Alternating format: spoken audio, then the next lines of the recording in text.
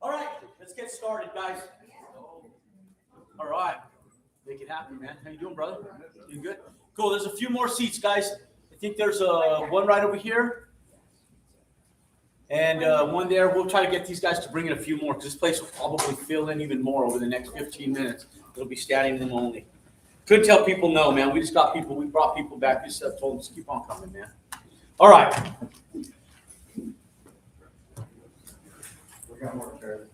Yeah, cool. Cool. All right. How many of you guys are new to us? First time coming in, watching what we're doing? Okay, awesome. Cool. Good. Marketing dollars are good. Cool. LA's a great place, guys. We've done a lot of business here over the years, and we have a really strong community here. Those of you guys that are brand new, coming in today for the first time, welcome, first and foremost. You guys will enjoy what we're doing. I'm going to do about an hour and 20-minute training for you guys, and I'm going to really go over single family and multifamily today.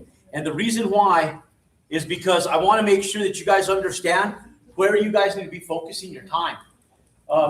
It's not short-term rentals, guys. It's not like Airbnb stuff. That stuff has been so compromised over the course of the last few years that you guys should be putting your time into that stuff.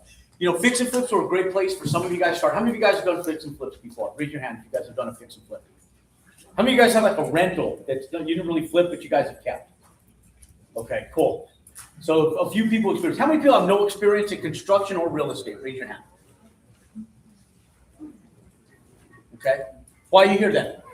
Just share with them. Why? Why did you come? Well, I have a land that I want to build on. You want to build on it and you got some land? You want to make some money on it and do it right? Okay. Who else didn't have any experience? Was it you, sir, that said you didn't have? Hey, why are you here today?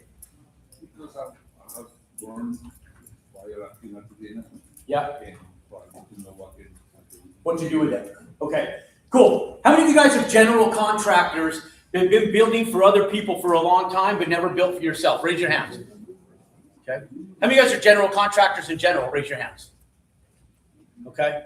Okay, cool. All right, it's like to see fill out the group. How many of you guys are in real estate but don't know anything about construction? Okay, good. All right, guys. So for those of you guys that are new to me, my name is Jerome Maldonado. Guys, the reason I have the authority to come up here and talk with you guys is I've been doing this. I've been self-employed for 34 years. At the tender age of 5, I got started. Actually, last week I turned 52. So it's been a good career, guys. I've been building and developing the ground up game for 29 years as of last week as well. One of the big things, guys, is that understanding where you focus your time. I'm going to talk to you guys about the market, the current state of the market, where we are right now. You guys can even come on this side. We have more chairs coming in, but you guys can even come on this side over here, guys. And you guys can fill in. There's a chair over here, and then you guys come, just fill in along this back wall so that way they can bring in some chairs for you guys. Okay? Cool. Oh, cool. There they come with some chairs. Okay, cool. Now, don't be interrupted by the chairs, guys. I'm going to get started. Cool? Yeah? Yes. Okay. Now, one of the big things, guys, is I want to talk to you guys about real estate and what's made us the most money in real estate. I never really consider myself a real estate professional. I really just consider myself a self-employed business entrepreneur. We've owned a lot of stuff over the years, from sit-down, high-end restaurants to franchises. We were one of the largest Subway franchisees in Southern Colorado and Central New Mexico for over a decade. That was like in lieu of me trying to save my ass out of the 2008 recession when I had a distressed retail. And when I say distressed, it was financially distressed. Some of it was brand new. We had built it ground up. When I got started building back in 1997, 98, we actually came in the single family home sector. We bought a few rental homes, hated the rental home market, and we started making money actually building ground up residential homes. It was an accident, guys. We opened up a concrete company about 29 years ago. We still have that concrete company today. I just let my crews, I just told my foremen to let the crews go home early because they were asking me a bunch of questions on dumb shit that I didn't want to answer. So I was like, just let everybody off. I said, send everybody home. So we actually still pour concrete today. We still run about 45 employees pouring concrete. That business allowed us to get into the construction trade. I didn't know anything about construction back when I first started. I was in sales. I was doing anything and everything I could in my 20s just to make money in business, guys. And I landed up building houses on accident. There was a guy that was on a Harley Davidson motorcycle, showed up to a job site next door to me where we were pouring a foundation for a house. And I literally thought I was going to be in concrete for like 2 years. I was like, shit, I'm going to pour as much concrete as I can. We were doing, you guys ever went into like a rainforest cafe? You guys ever went into one? Yeah. You guys are here in Disney, right? You go to Disney, there's a rainforest cafe in Disney. Or no, that's in Orlando. That's over in Animal Kingdom, right? So I'm getting them both confused. We were actually just up there with my daughter. She was competing in cheerleading a few months ago. Now, guys, if you guys go in like the rainforest cafes or some of these resorts where you see like the fake rocks and stuff, that's the stuff that we were doing back in the 90s. And I got into it on accident, and that stuff made us a ton of money, guys. We would bid one of those projects, and we'd land up making about $400,000 to $700,000 doing one of those restaurants on our net app. And from that, we started pouring foundations, driveways, and the typical stuff that any other concrete company did. This gentleman that showed up on his motorcycle was building a house, and I asked him one day, I just went over there, the second day that we both showed up at the job site to check on our crews, and I asked him how much he was going to make building that house. And this was back in like 1997, 98, and he told me about $85,000. And I was like, shit, and I asked him how long. He said 4 months. I was like, 20, 40, 60, 80. I was like, damn, I got to build one of these. That's 20 grand a month extra that I can make. And that's the way I looked at the business back then. I got into building as a part-time business and talked to what I was doing full-time. And what I was doing full-time was concrete. So for those of you guys that have full-time jobs, I want you guys to look at this from a slightly different perspective than those of you guys that want to go into this full-time. And for those of you guys that want to go into it full-time, I want you guys to understand that you can do this and start part-time and just generate more capital off of single build than most people make in an entire year building just one single family home. Because most people go out and work a 40, 50-hour week job for 52 weeks a year throughout the year, 52 weeks throughout the year, and they make an income. This, guys, you can do this part-time and you can really make some good money. And we're in California. So here's the thing, guys. I got to ask you guys to ball out a little bit today because you guys are in California. What happens with a lot of people, especially when I come to affluent states like California, is you guys get scared because of the numbers. Once you put that extra zero on the back of that one, you start hitting $1 million properties, it starts getting scary for a lot of people mentally. But it's actually safer for the banks. You guys live in one of the safest areas to invest in real estate across the entire country. And the reason why is because of the affluency. Does that make sense? You can't make money where there's broke-ass people, ladies and gentlemen. You know where to get money? From other people's wallets. And you can't get it from broke people's wallets. You may as well take it from people who have money, and that's people's wallets that are making money. So here in California, you guys have a more affluent economy, so take advantage of it. Make sense? Yeah? Yeah. Okay. Now, one of the big things that I was talking to people about, they asked me, Jerome, where do I get started? You got to get started learning how to underwrite and how to go in and understand how banks work. One of the biggest costs and one of the biggest downfalls that most people have is they don't understand how banks actually underwrite real estate. So they go in and they work to save capital. When they work to save capital, once they feel like they have enough capital that makes them feel warm and fuzzy to get into a project, they take down that project. But the thing is it takes them so long to do it. You wait a year, 3 years, 5 years, then you get a deal. Then you have to wait another year, 2 years, then you get another deal. And then you go in, you wait another 6 months, 9 months, another year, and you get another deal. And it just takes so damn long. And that's what we did is we self-performed all the way till about 2016. And it wasn't a bad way to get wealthy. I mean, we did it. We were worth about $21 million in 2016. But when I started learning how to raise capital, I started really learning and understanding how the banks work and how to really compound money the way the wealthy people do. We took a $21 million portfolio to $600 million in less than 8 years, guys. 8 years. And so understanding how banks work is the number one single most important thing that we're going to talk about today. Does that make sense? Yeah? Yes. Does that make sense? Yeah? Yes. Okay. Now, understand, guys, building and stuff is not that hard. For some of you guys that don't have experience and you guys are sitting back going, look, Jerome, I need to learn how to build. No, you don't. You need to learn how the banks work. Building's easy, guys. Being able to deal with subcontractors and stuff, yeah, there's an art to dealing and hiring these guys. But more so than anything, what you guys really need to learn how to do is you guys need to learn how to leverage capital. Make sense? Yes. Okay, so we're going to talk about banks. We're going to talk about lending. We're going to talk about where to be and what to be able to invest in right here in California, right here specifically in the LA area. Now, let's talk about single family. And before I even do, guys, I want you guys to understand the attributes that you guys have here. And you guys are the godfather and the leader of this across the country. And it's ADUs, guys. How many of you guys understand ADUs forward and backwards? Okay, so just a few of you guys. If you do, it's a great attribute because it's a great place to be able to park capital. Look, when you get free real estate, like free land, take advantage of it, guys. And one of the biggest things, like we build up in, well, we built here in California too, but we also build up in Washington State. And Washington State, up in Portland area as well, out in Oregon, the ADU laws have become a lot more advantageous. And you guys have been the godfather and the presidents of what other cities across the United States are doing. Right now in Phoenix, January 1st, 2026, first day of this year was when ADUs became approved in Phoenix. And guess where they adapted and acclimated the ADU laws from? Right here, guys, right here in California. It's free land. So I'm going to talk a little bit about adaptive reuse today. I'm going to talk a little bit about single family ground up construction on raw dirt, but we're also going to talk about adaptive reuse for multifamily, and we're also going to talk about ADUs. Okay. Why? Because it all starts at the dirt. It all starts at the land. And if you already have a dwelling unit that sits there, why not take advantage of some of the land that's on that exact property that has room for additional dwellings where you can capitalize and make money from them? Can you guys open to doing that? Yeah? Yeah. Okay. Now, you have to look and understand what banks are looking for. Banks are looking for revenue. They're looking for cash production.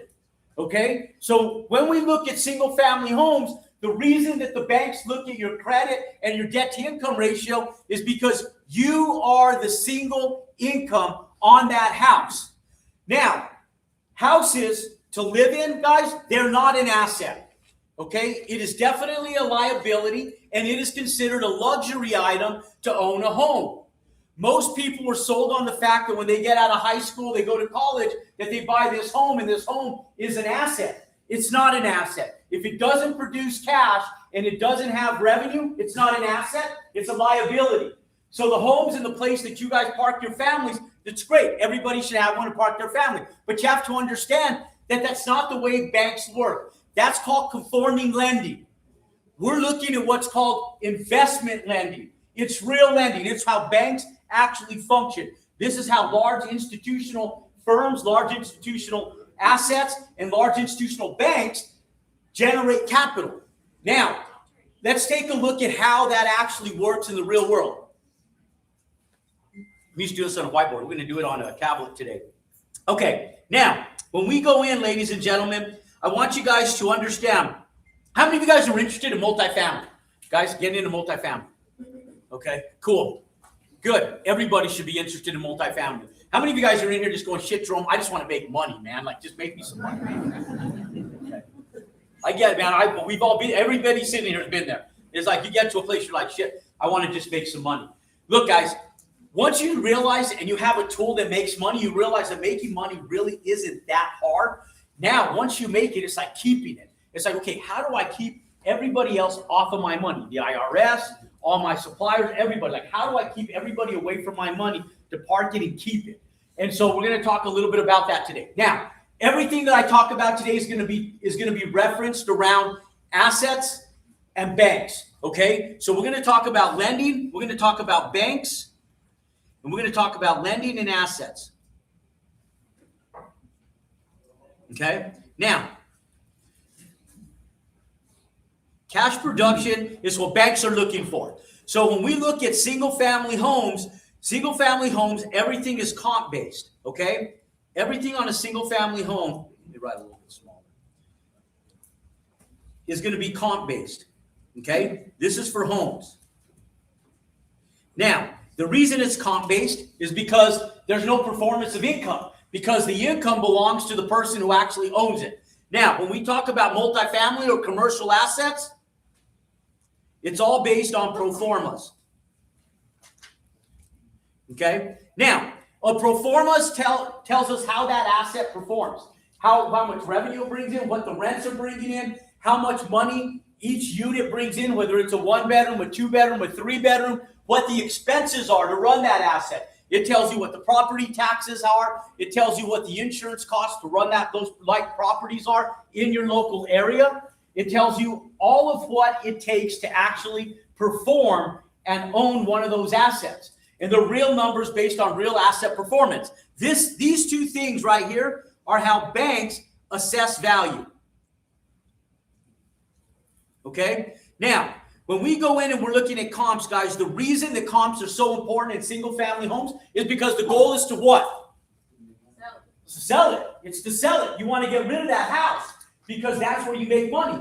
If you don't make no money holding it. If you rent it, you still don't make no money. There's no money in single-family home rentals. If you have a portfolio of them, maybe. But there's such a pain in the ass, guys. I just tell people, as many units as you can cram onto one property, that's how you make money in real estate. Whether it's office, whether it's retail, whether it's multifamily, whether it's self-storage or warehouse, it's based on square footage and density. Does that make sense? Yep.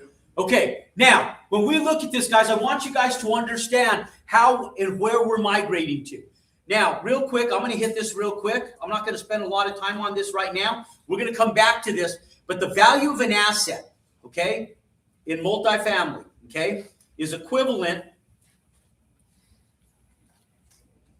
The value of an asset equivalent to its net operating income divided by its cap rate, okay? Now, when we go in, how many of you guys know what a cap rate is? Raise your hand if you know what a cap rate is. Okay, keep your hands up. You guys are full of shit. You guys are all full of shit. Now, I would bank, if I said that, let's put it this way. How many of you guys, if I gave you this and I told you to come up here and explain how to figure out a cap rate on an asset, could do it for me? Based on numbers. How many people, realistically? 1, how many? 2, anybody else? 2 or 3 people. 3 or 4 people in the entire room, guys. We have about 150 people. You guys go ahead and make your way down. There's a little bit more room down here. You guys can come on up here too. You guys come on, fill in over here, guys, and come on down over here. There's some room over here as well. Come on in, guys.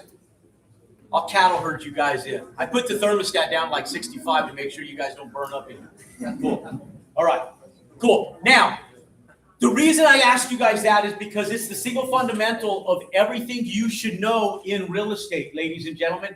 A cap rate is your rate of return on a piece of real estate. So if you go in and you spend $2 million on buying a piece of real estate that's cash producing, the rate of return that you make on that $2 million is your cap rate. So if you make an 8% return on that $2 million, that is your cap rate. Now, when you go in, guys, it's very similar to the stock market. If you go in and you buy stock in Johnson & Johnson, or you go buy stock in Intel or Boeing or Walmart or any big blue chip company, and you go in and you have a rate of return of 6%, 7%, 8%, whatever your annual return is, that is the equivalence of your cap rate on real estate. Does that make sense? Yes. Okay, now, when we go in, we want to assess it based on revenue. So when we go in, and let's take I'm going to talk about a 10-unit development at the end of this when I explain multifamily. So let's just take a 10-unit. Let's say that 10-unit development generates about $200,000 a year in revenue. Now, if that $200,000 a year after we pay property taxes, insurance, and everything else, if we have $120,000 left, that is our net operating income, okay? Now, can we agree that if we have an interest rate, what are interest rates today, guys? 6.5%, 7%, okay, 6%. They're closer to about 6.1% right now, okay? Where were they at 5 years ago in 2020, 2021? Where were interest rates, guys? 2.5%, 3%, okay? So if we take that 3% right here in 2020, and we divide it by take $120,000. Pull out your phones, guys. Participate, because if you guys learn this stuff, This will change your life, ladies and gentlemen. This will protect you guys. If you guys can learn how to underwrite real estate, guys, you understand what banks are looking for on the front end, it'll protect you from ever losing your ass in real estate forever. Does that make sense? So the reason I talk to you guys about asset values and underwriting is because if you understand this from the front end going in, you guys will never lose money in real estate. And that's the goal, right? Like you don't come into real estate going, oh, I hope I lose my ass, right? You sit back and you go, I want to make some money in real estate. I want to win. And so you have to understand what the banks are looking for, because if you understand what the banks are looking for and they're taking on 70%, 80% of the liability, does it protect you as well? Yes. It does, doesn't it? Okay, so if we take that, pull out your calculators, 120,000 divided by 3%, what's the value of that asset? Okay, today, now that was where interest rates were. We cannot pay an interest rate where the asset itself doesn't make the returns to support the interest rate that you're paying. So what happened, guys, is people went in and purchased this real estate at 3% cap rates back in 2020, 2021, and the banks were valuing these assets at $4 million. Now, if we go in, we plug in the same numbers. We plug in same business, same building, same property, same little white dog that the lady's walking next door, same rent, same everything, same occupancy, nothing's changed. But we take it on today's interest rates and we match those interest rates with a cap rate that supports those interest rates. We have to look at it from a 6.1% interest rate or cap rate to be able to service the debt. Now, what is the value of that asset today if we plug in that $120,000 and we divide it by 6.1%? What is it? 1.967?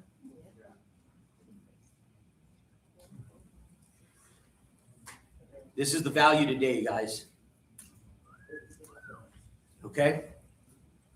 How many of you guys would like to know that before you guys take down a build? What it's really worth in the worst case scenario? What if you underwrite for the worst case scenario and then things change and the value of that asset goes up based on cap rates and interest rate? You're sitting in a good position.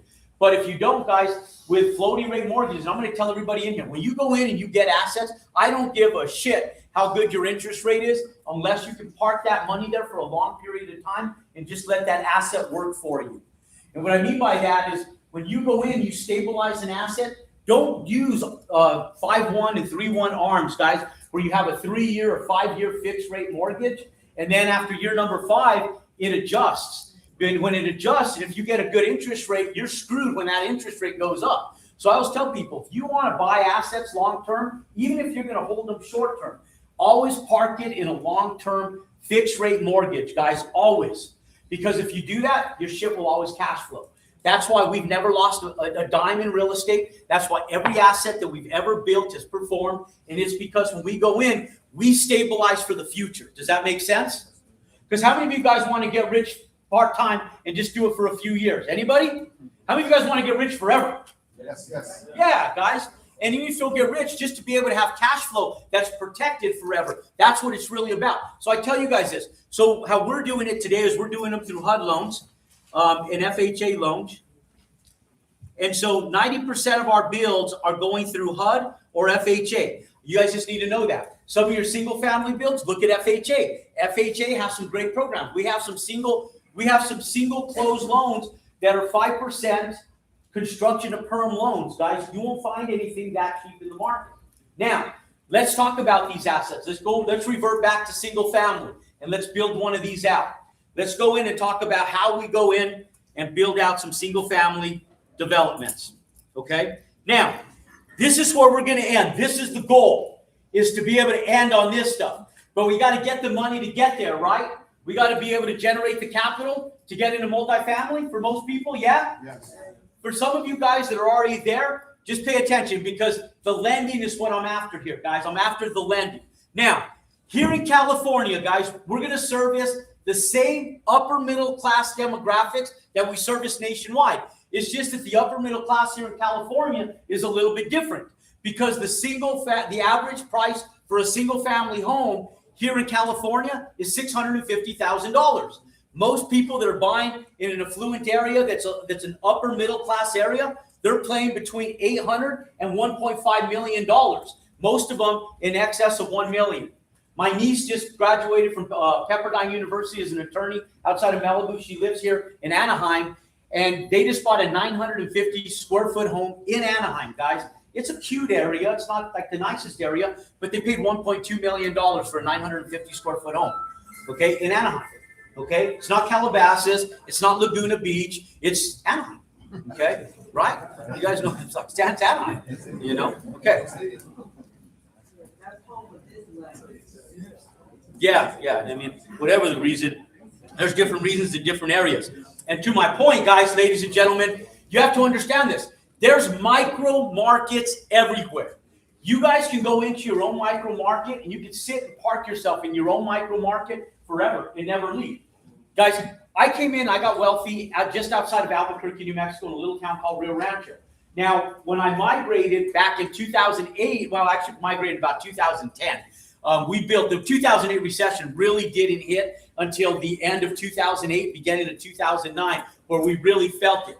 But where we really were able to make adjustments was about the end of 2009. So when we did that, guys, I moved to a little municipality with less than 1,500 people in the population, and I still build there today. And that little demographics, we made millions and millions of dollars, and we built hundreds of homes in that little tiny municipality. So you guys don't have to go far. So when I talk about the business model, pay close attention, because each and every single person in here could build in a different demographical area, especially with how dense California is and how much affluency is widespread throughout the entire state. Does that make sense? Now, some of the sub-rural areas that are growing along I-10 or some of the major interstates like 5, they run through and around Los Angeles and California in general, guys. You guys can stay off some of those corridors and get just outside of the beating path of the high density within the city. And there's a lot of demographical areas that are building. Back in the day when we first started educating people on building here in California, we had a few builds going on like Desert Hot Springs and some of the other, some people that were trying to build down in Victorville where the highways are going out towards Vegas and stuff. But guys, there are so many markets everywhere. We got people building all over the place now. In Beverly Hills, we got stuff going on in Sherman Oaks. We got stuff going on in San Bernardino. We got stuff going on all over the place. And so I need you guys to pay attention close here. Now, what we're looking for, guys, is we're looking for growing areas, okay? Like Chino Hill was 10 years ago. You know how Chino Hills was just like kind of off the beaten path? But now you go to Chino Hills, people would move to Chino Hills because it was a nice growing area that was still somewhat reasonable and you could get a nice bigger home. Now you go to Chino Hills, it's just like anywhere else in LA. It's expensive. The houses are all pretty well dense. There's still some ranching communities out there, but it's expensive as everywhere else, is it not? Yeah. But didn't a lot of wealthy people move to those areas, or not even wealthy people, just well-to-do people that move to these areas to get new real estate, a growing demographics, a little bit more home for their money, but they wanted better schools and low crime rates. Yeah? Yeah. And that's what we're looking for, guys. Very similar areas to that. So when we go in, we're looking for growing areas where if you're a scientist or you're a doctor or you're a physician of some sort or you're self-employed and you own restaurants or a supply house or a plumbing company or an electrical company, and you go in and you just want that better lifestyle for your kids because you want to be able to put them in better schools, no crime, and you guys want to be in a good place. Where do you move, guys? Within a 1 hour radius, where do you move? Where there's new construction. Where? More around? Okay. Calabasas has gone expensive. This me. I might Calabasas. I'm giving my own self objection. Like Calabasas has gone expensive. Yeah. Who cares, guys, if it got expensive? Where there's more expensive, there's more profit. Does that make sense? Where it's more expensive, there's more profit, guys. Where it's more expensive, there's more profit. Where land is less, but real estate is expensive, there's more profit. Okay? Now, how about Temecula? How is Temecula doing? Freaking incredible, right? It's growing. A lot of land out in Temecula. It's expensive as shit. A lot of money's going out there. Is it a good place to build? Is there a lot of development going on in Temecula? Yeah, guys. You go out to that area now. You got all the big retailers and the national brands, and you got everybody, In-N-Out Burger and everything else getting built out there. Yeah? Yeah, because it's growing, guys. This is where you got the type of areas that you guys need to pay attention to. Now, when we go into this, what we're looking for is we're looking for the highest price per square foot. And we're looking for the lowest days on market, okay? These two things right here. Because banks are looking at comps. And we go in, people go, well, what do I build, Jerome? You're going to build exactly what the comps tell you to build. One of the biggest mistakes most people make is that they go in with an idea. So if you go in, you have a piece of land, you have to allow the market to talk to you, okay? If you don't allow the market to talk to you, you're never going to build the right product in that market unless you get lucky. So I always tell people, when they ask me what to build, I say, I don't know what you're going to build. I don't know what I'm going to build until I allow the market to talk to me. Everywhere I go, ladies and gentlemen, I don't sit back and I don't rub a shiny crystal ball and say abracadabra and I just build some crazy shit. I go in and I build what the market needs. Does that make sense? Yep. And so when we go in, guys, you just copy the market. Whatever the market is telling you to build, that's what you build. Is there a lot of people in the lobby there, guys, that can't see? If there is, okay, cool. If not, you guys can keep moving on in and we'll pull you guys in. Did they get more chairs or haven't got any more chairs? No? Okay. We need a bigger room. Okay, cool. California, you guys always show up, baby. Congratulations. All right. Now, everything is going to be comp-based. How many immigrants do we have in here, guys? Raise your hand if you're an immigrant coming in to the United States, came into the United States. First generation. Okay? Raise your hand. Keep your hands up, guys. I scatter. I'm just joking. Bad joke. Yeah, I was just trying to get you guys some chairs, guys. You're in California, don't forget it. No, how many immigrants again, guys? I went to El Paso, Texas, and I did that. Not a person raised their hand. I was like, you guys are all full of shit. You know? We're El Paso, you know? Look, guys, here's the thing. Immigrants, now I'm going to give you guys some love. I was just fucking with you guys. Look at guys, immigrants, guys. I will put more money on the immigrants in this room than people that were born and raised in this country. And the reason why, guys, is it's our education system. When I start talking about money and banks, and I start talking about this right here when it comes to lending and comps and how to get money, guys, because that's what I'm going to roll into is how to get money. You have to understand that it's the immigrants, ladies and gentlemen, that come to this country. And those immigrants are the ones that really exercise what America stands for and what it was built on. It was built on capitalism, guys. I don't care what your political ploy is. I don't care what you believe in regards to Democrat, Republican, right arm, left arm, all of that bullshit. All I care about is to tell you guys, if you're here today and you're looking to do this in regards to being self-employed and putting this stuff on the map for yourself, you have to understand that it all functions around capitalism, free enterprise, guys. And those people that allow your brains to work like our country was actually built by our forefathers are the ones that are going to be most successful. And the reason that you get cussed if you went through our school systems is because you were taught how to go out and become great employees. And so all of the conventional lending, when you get out of school, that teaches you how to go out and buy your little house with your little white picket fence, like they told you as an asset, is all bullshit, guys. It's not the way banks work. It's not the way assets are purchased. And so if you allow your brains to open up, your brains are like parachutes. If they're not open, they don't work. I'm going to show you guys how banks really assess assets. So when we go in, guys, understand this right here. Everything is going to be comp-based. Now, when we go in, we're allowing the market to talk to us. When we go in, let's build something. I mean, some of these areas, let's watch, guys. Here in California, I would tell you guys, do not even focus on anything less than, man, I want to say $1 million. And everybody in here can do it, guys. $1 million to $3 million, and I'd almost let you guys go up to $4 million here in California. But right here, guys, you guys are going to make some money, okay? Now, when we go in, let's look at like an area. Give me a good area, guys, that's growing. The new construction is abundant with upper middle class people that are building homes. Something like Chino Hills was 10 years ago. Ventura. Yeah. Ventura County. You guys listen, man, there's a bunch of areas. You guys listen, man, there's a bunch of areas. Okay, let's go in. Let's do this, guys. Homes for sale in excess of $1 million in Ventura County, California. Okay. Now, let's just go in and let's take a look. I'm going to show you guys how the banks build out your comps for lending, okay? I'm going to show you how the banks build this out. Now, when we go in, we're going to do everything based on comps. When the banks go in, they're looking for houses within 300 square feet plus or minus the square footage that you're building. They're also looking for stuff within a 1 mile radius, okay? So if you take a 1 mile radius, your house is right here. Any area within 1 mile is what they're going to take as far as comps, okay? Now, we're going to go in, and based on these are the two dominant things that the banks are looking for. Now, we're going to go in, and let's take a look at some of the newer builds in these areas.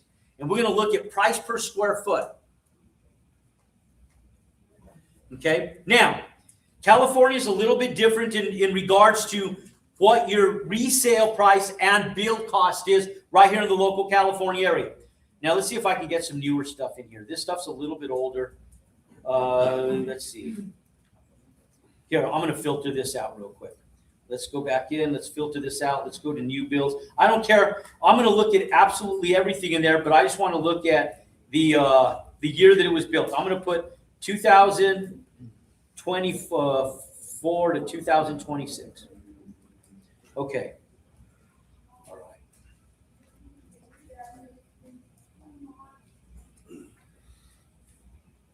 What's this good zip code up there? 93001. What is it? 93001. Hello, how are you? How can I help you? Dave's Pizza. All right.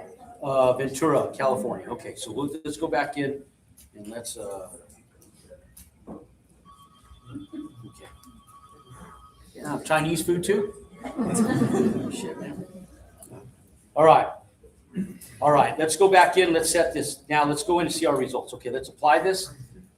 Okay, so all this newer build. I'm looking for the price per square foot on this stuff. This one is over at 679 Adirondack Avenue in Ventura. So it's, you guys pull out your phones and give me the price per square foot. $1,700,000. $1,699,800. Just do $1,700,000. Okay. Now divide that by 2,025 square feet. What is it? 840. Okay, so 840 a square foot. Now let's go in. Let's do this other one. $1,398,000 divided by 1,600. It's a 109 South Dunning Street, Ventura. 874? 873? Okay, we'll go with the lower one. I'm going to put more pressure on my business model as possible. Okay, these are all newer builds, guys. Now that one's too big. That doesn't fall within our comp range. This one does, though. Hold on. You know what? We need those square footage. So we need 2025. So 2025. We had the other one that was 1,600. That one's a little bit small, too small. Watch, we're just going to do this. We can do it real quick. I'm not going to run through like I'm doing real comps. But I'm going to do it pretty close. Okay. Those ones are a lot bigger. So I've got something from KB that's 1.248. It's about 2,392 square feet. Let's go in. I'm going to stay within this area here. So let's do this one. This house right here, and let's do custom builds instead of KB. One of the big things, guys, don't compete with the program builders. And the only reason I tell you guys that is it's like doing fix and flips. What ends up happening, guys, when you guys are dealing with the masses, is it compresses your profitability. These guys are building bigger square footages and lower price per square foot, and now it puts downward pressure on you guys when you guys go in for financing. And when you go in, you compete against like KB Homes, DR Horton, Pulte, Lennar, Centex, and all the big builders, guys, is that these guys build in volume. Not only they build in volume, but they own the real estate companies. They actually own the title companies. They own the building company, the real estate company, the title company, everything. They wear all the hats. And so they're able to go in and build for a lot less money and incentivize their buyers. Most of you guys won't be able to do that. So we stay out of the middle class. And the reason we stay out of the middle class is because that's the class that people are being publicized on media when the news, NBC, Fox, CBS, and these guys are saying there's market compressions. That's the market they're talking about. Now, the upper middle class, they're not, because the market sector is different. So when we went in and the market changed and interest rates went back up, what happened, guys, is almost no homes. There was only 4% of homes across the United States that were getting purchased cash, because it was stupid to buy homes cash when money is so cheap. When you get almost free money, why would you spend your own cash? Use the bank's money. So what happened when interest rates went back up is 18% of all homes across the United States were getting purchased cash.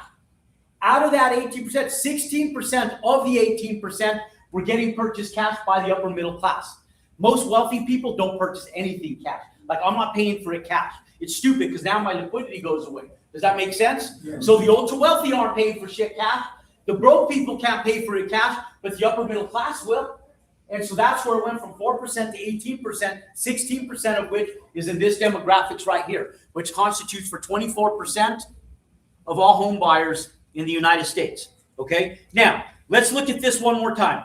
Let's look at let's get two more comps that are pretty close. Let's take a look at this $1,014,000 So 1014000 divided by 2,064. What's our price per square foot? 491. 491? Oh shit, that's too far off on those ones. That looks a little bit more like a tract home. So that's kind of an outlier on that.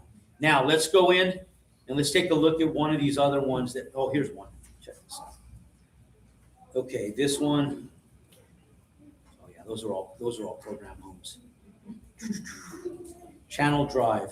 Okay, $1,149,000. Just put in $1,149,000 divided by 21,022 square feet. 2122. 2,100. 541. 541. Okay. Now these ones right here are a little different. I'm going to go back up to these 840 a square foot ones, and let's go back in over here, guys. There's two different areas that we're looking at here. One of these are all program homes. You guys see the difference? These right here are all the program homes. These right here are all the custom builds. Does that make sense?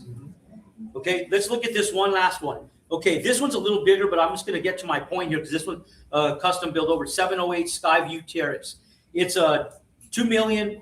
It's $2,499,900. So $2.5 million divided by 3,014 square feet.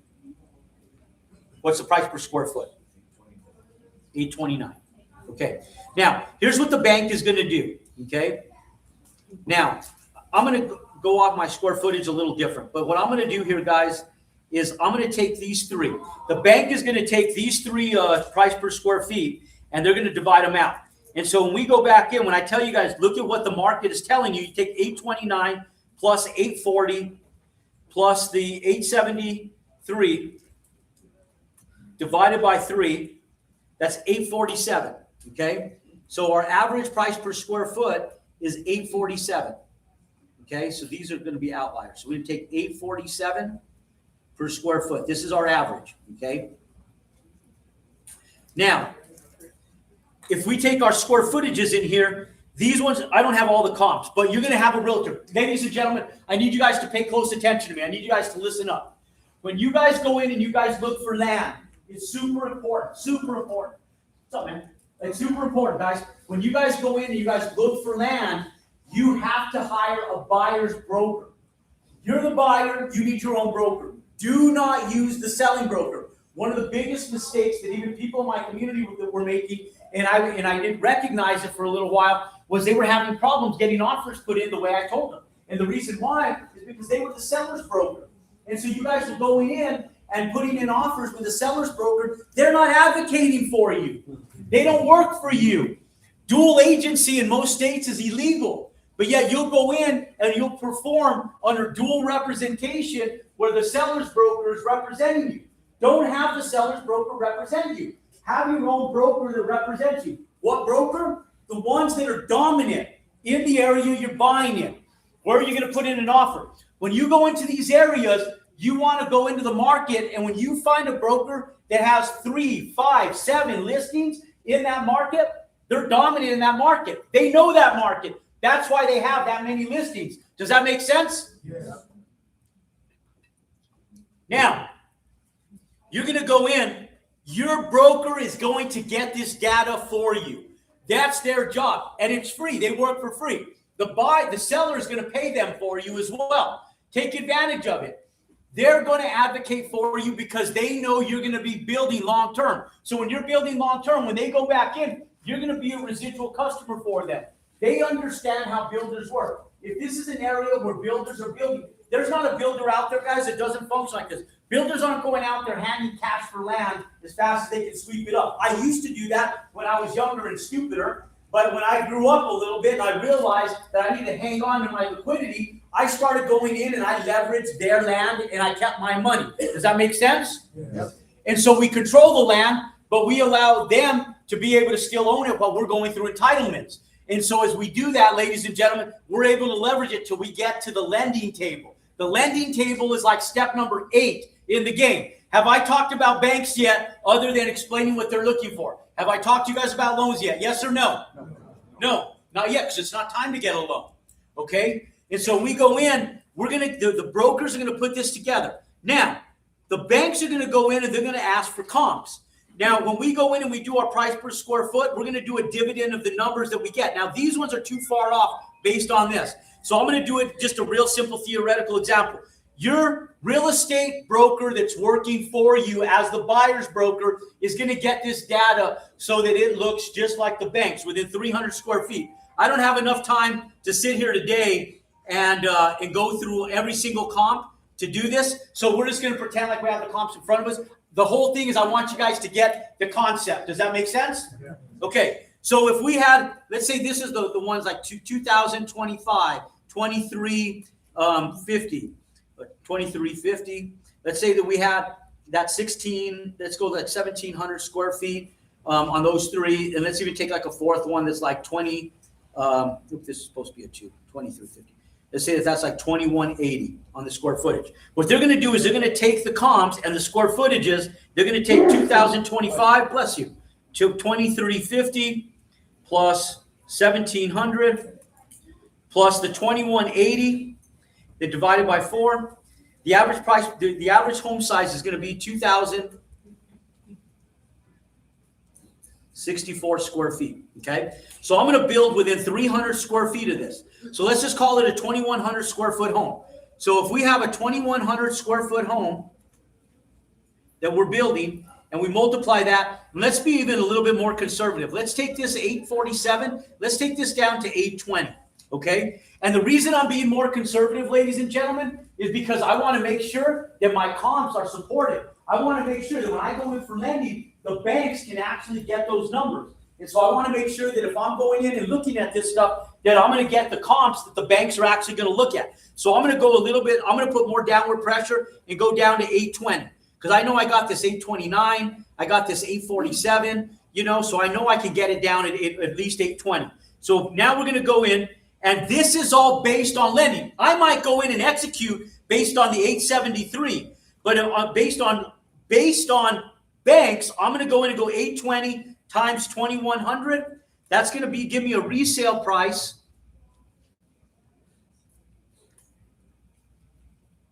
of $1,722,000. Okay, does that make sense? Yep. Okay, now this is my resale price right here. Now I may go in and I may go in and function to try to hit this 873, and I might try to list that house at 1.827. But it doesn't matter what you attempt to do, because if you go in and attempt to do that, but the bank's not willing to lend you based on comps, then you're going to land up having to come to the table with more capital. Does that make sense? So we want to be semi-conservative to make sure that we have the comps right so the banks ask us for less money. Because what we're going to do is we're going to contribute equity to the actual equity stack to come to the table with less money and buy the land. We do this with multifamily and we do it with single family. How are you guys doing? You guys doing okay? Yeah. You guys doing okay? Yeah? Yeah. How are you guys that are standing? Should have got here earlier, damn it. We do got one seat over here. The rest of you guys are fucked. All right. Now, when we go in, ladies and gentlemen, we go in, the resale value is $1,722,000.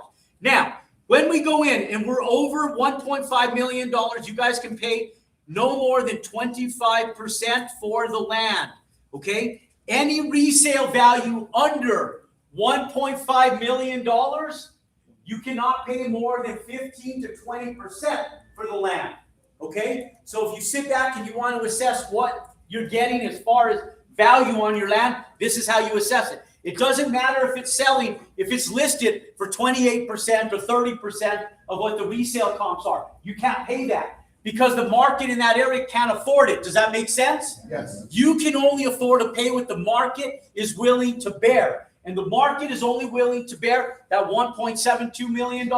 The maximum you can pay for that is, so if we go in, we got $1,722,000 times 0.25. That's going to be $430,000 for the land. Okay. Can we get a piece of land in Ventura County for $430,000? Can we get a lot? Yeah, we can get some lots out there for $430,000, right? They might be listed for $500,000, but we could get them for $450,000, $430,000. Yeah. Okay. And you can kind of float it a little bit, guys. But let's underwrite it before we float the land. Yes, ma'am. For the land, are we talking about hard money? No, I'm not talking about hard money yet. I'm not even talking about lending yet. Don't worry about lending. Get hard money, soft money, bank money. Get all that shit out of your brain right now. You don't need it there yet. Okay, put all that stuff aside. We're not talking about any type of money yet. We're just talking about straight underwriting right now. Does that make sense? Yeah. Don't worry about where you're going to get the money from yet, guys. Listen to me. Don't worry about it. Everybody's big thing is like, hey, shit, how do I get the money? Don't worry about the money yet. We're not there yet. Everybody runs off talking to a banker. They go running off. They're like, you go talk to a banker. Hey, I'm going to build a house. They're like, okay. And then you go, where at? You're like, I don't know. You got land? You got a set of prints? You know what you're going to build? You know what the banker's going to tell you? Get the fuck out of here. That's what the bank's going to tell you. You're not ready for a loan yet. Okay, I just got joking around, but you're not ready for a loan yet, guys. Don't even go there, guys. You're not there yet. You have to know how to build your stack before you go to the bank. Let me tell you guys something. You will get money if you do shit right. Does that make sense? You won't get money if you don't. Banks are looking for the underwriting, ladies and gentlemen. This is the way institutional banking is done. Everybody's so concerned about the money because you don't have it. And you're sitting back scared because you're going, well, what if I do this and I can't get the money? I guarantee you won't get the money if you don't do this. Does that make sense? Yes. Okay? You have to do this to get the money. I don't care if it's hard money, soft money. Guys, any smart investor is not going to invest you unless you have all of your parameters covered. Okay? Now, when we go in, our build cost here in the California area, guys, in these areas is going to be about $200 a square foot to build this product out. I build in Kirkland, Washington. It's one of the most expensive municipalities to build. When I had my general contractor that I was paying to build, we were building for between $200 and $208 a square foot. Now, and it was a nice product. Now, when we go in, guys, we're building like little 1,500 square foot cottages that they're called cottages. It's like just like an ADU code, but they call them cottages. But we're building these 1,550 square foot cottages for $1.4, $1.5 million. So very similar to what's happening right here in California. When we fired our general contractor, I like David. He's a good dude. I didn't really fire him. I just decided when interest rates went up to hire a superintendent and build them ourselves. Our build cost went down to about $185 a square foot. Now, here in California, here's what I need you guys to do. You guys have to pay attention to this. If you source your labor from a demographical area where the cost of living is high, your cost to build is going to be high. Does that make sense? You have to source your labor from from a demographical area that's more affordable.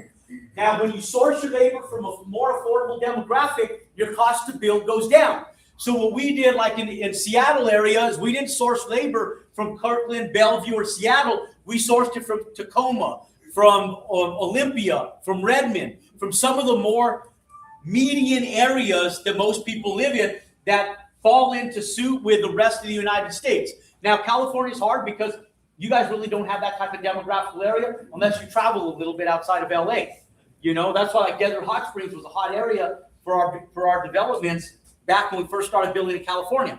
Now, I'll tell you guys, it's still a good area, but there's so much more money right here, guys. I wouldn't go out there. Why? Because I'd rather go into this stuff and make more money. Does that make sense? Yes. Okay. Now, when we go in, we know that we have a 2,100 square foot house.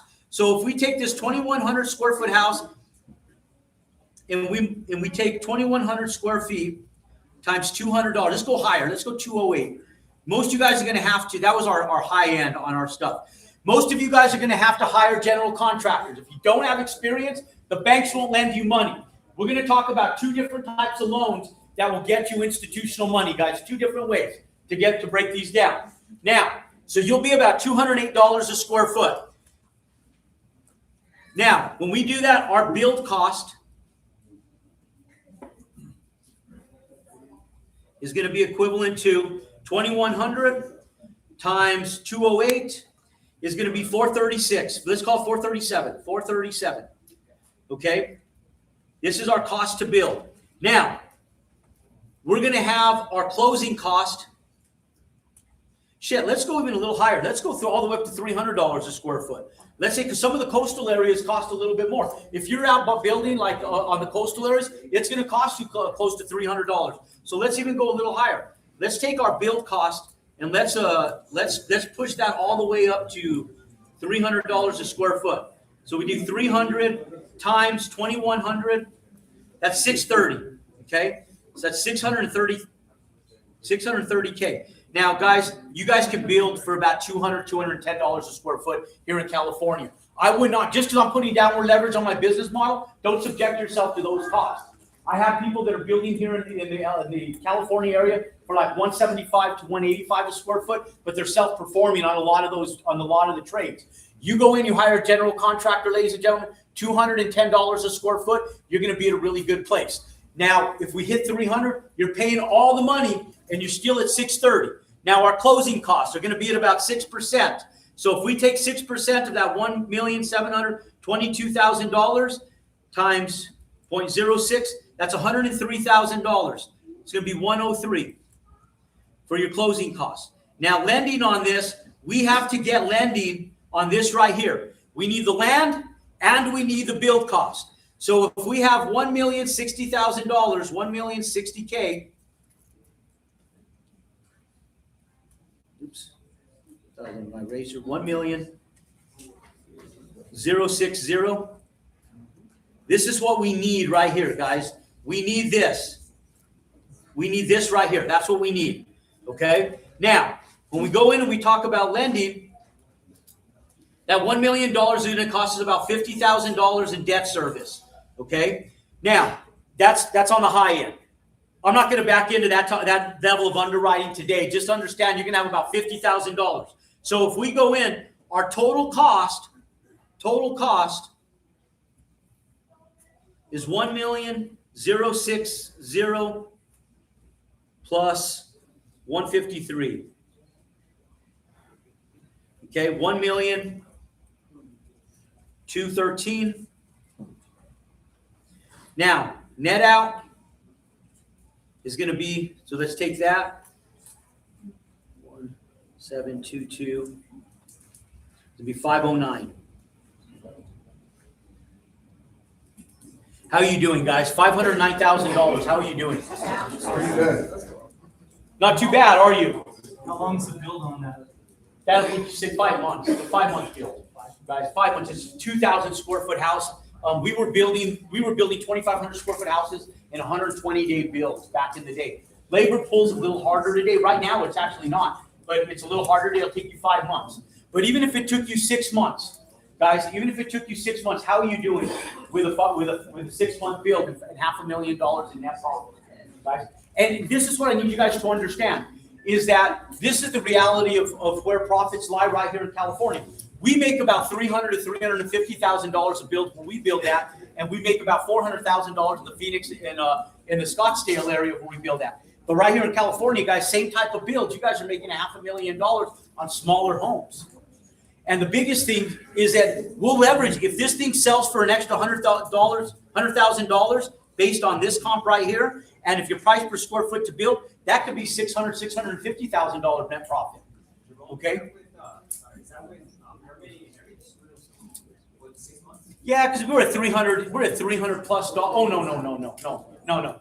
No, not with permitting. Permitting is going to take a little bit longer. Now, if you streamline your permitting, the plan review process here in California, it takes about 3 months, guys, to go through it because it's a pain in the ass. You guys, it's going to streamline. And here's the thing. With the new executive order that Trump put in place, that was bipartisan, you guys, it's going to make things a lot easier. They're doing it right now where local banks, and I would tell you guys, where you go first to get lending on this stuff is small local banks, community banks, and credit unions. Because now with that new executive order, they're taking a lot of the CFPB red tape that was required post-2008 recession, and they're lifting some of that stuff off the community banks. So the local community and regional banks can now function like credit unions. Credit unions are not even like they used to be. They were non-for-profit, and they were owned by their members back in the day. They still get the same CFPB rules and regulations that they did when they were non-for-profit, and they function and work just like community banks. So what's going to happen right now, guys, and it's already set in place, is that local and regional banks, their underwriting is going to be a lot simpler, a lot quicker, and more streamlined. And what they're doing with local municipalities, in fact, my buddy Mikey has been working on this because he became a legislator a few years ago, and he does multifamily in Santa Monica, guys, is that they're trying to streamline the process to a 60-day plan review right now. And so when they do that, and hopefully it doesn't take that much longer, but even though, guys, your first plan review is going to take 60 days here in California. Now, you've got to have all your stuff together. I'm going to talk about that right now. Jerome, Okay? Can you provide the distinction between the 650 and the 500 again, please? Somebody was talking about it. Oh, the 650 profit and the, okay. Yeah, the distinction So, between do you see the comps right here? This 873 right here? This one right here? No. On the board? Can't see it. Yeah, you can't see it. Come up here real quick with me.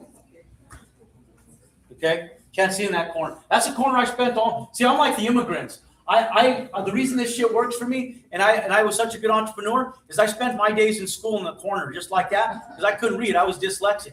So I was the dumb kid. I didn't learn shit in school, so I was just like the immigrants. I didn't spend any time in our U.S. education system. So those of you guys that sucked at school, you'll be richer than the ones that got straight A's. Just hire the ones that got straight A's, okay? All right, just hire them. So, yeah. So right here, guys, this 873, see, we went in, we took an average of these for the 847. The bank, we landed up underwriting this at 820, even more conservative because of the comps, guys. That we want to make sure the bank's going to lend to us. If we go in and we function on the high comps, but the comps don't support it and the bank is more conservative, you're screwed. You're going to have to come to the table with the excess capital. If we're more conservative on the underwriting and we do it at 820, we know we're going to get it because the comps support it. But we're going to go and function at that 873.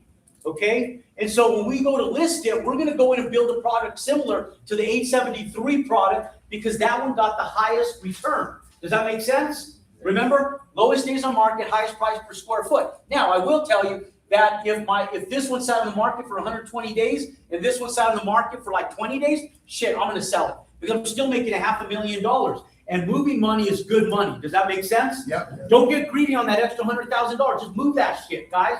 You guys could be like mine. I had someone comment on my house. They're like, your house has been on the market forever on 10 baths. I'm like, shit, I know. I had done it on purpose. I didn't want to pay more taxes. I had my taxes all set up for last year. We didn't have any cost segregation money. I put the price of the house $50,000 more than cost just to list it. We hadn't got our certificate of occupancy. I go and get my certificate of occupancy in February, and then the market softens a little bit. And so I sit on it, and then I've been busy. And you know the truth of the matter? I just haven't lowered the price, guys. We're still like $30,000 higher than it is.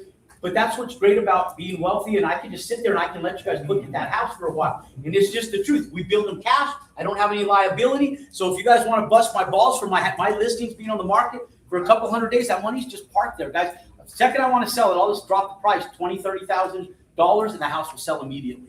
And I'll still walk away with a $350,000 profit. Does that make sense? You control your destiny, guys. You control how you want this to go. I tell you guys, lowest days on market, just sell that shit. Get rid of it, okay? Like now it's time. Like I'm going to lower that house. We're going to sell it now. So you guys can see that house actually go independent here finally. So when we go in, guys, look at lowest days on market. That's where that comes from because that's an extra $100,000 in profitability, okay? Right there alone. Make sense? And my price per square foot to build is kind of high. So if you save $50,000 in your price to build and $100,000 on your resale price, you walk away like a fucking gangster. Hey, brother, before we go on, can you remind me of like the closing costs? The closing cost? Yeah, well, yeah, I mean, Yeah, so you're going to negotiate 5%. It's going to be 2.5% Realtors. plus 1% for your escrow fees.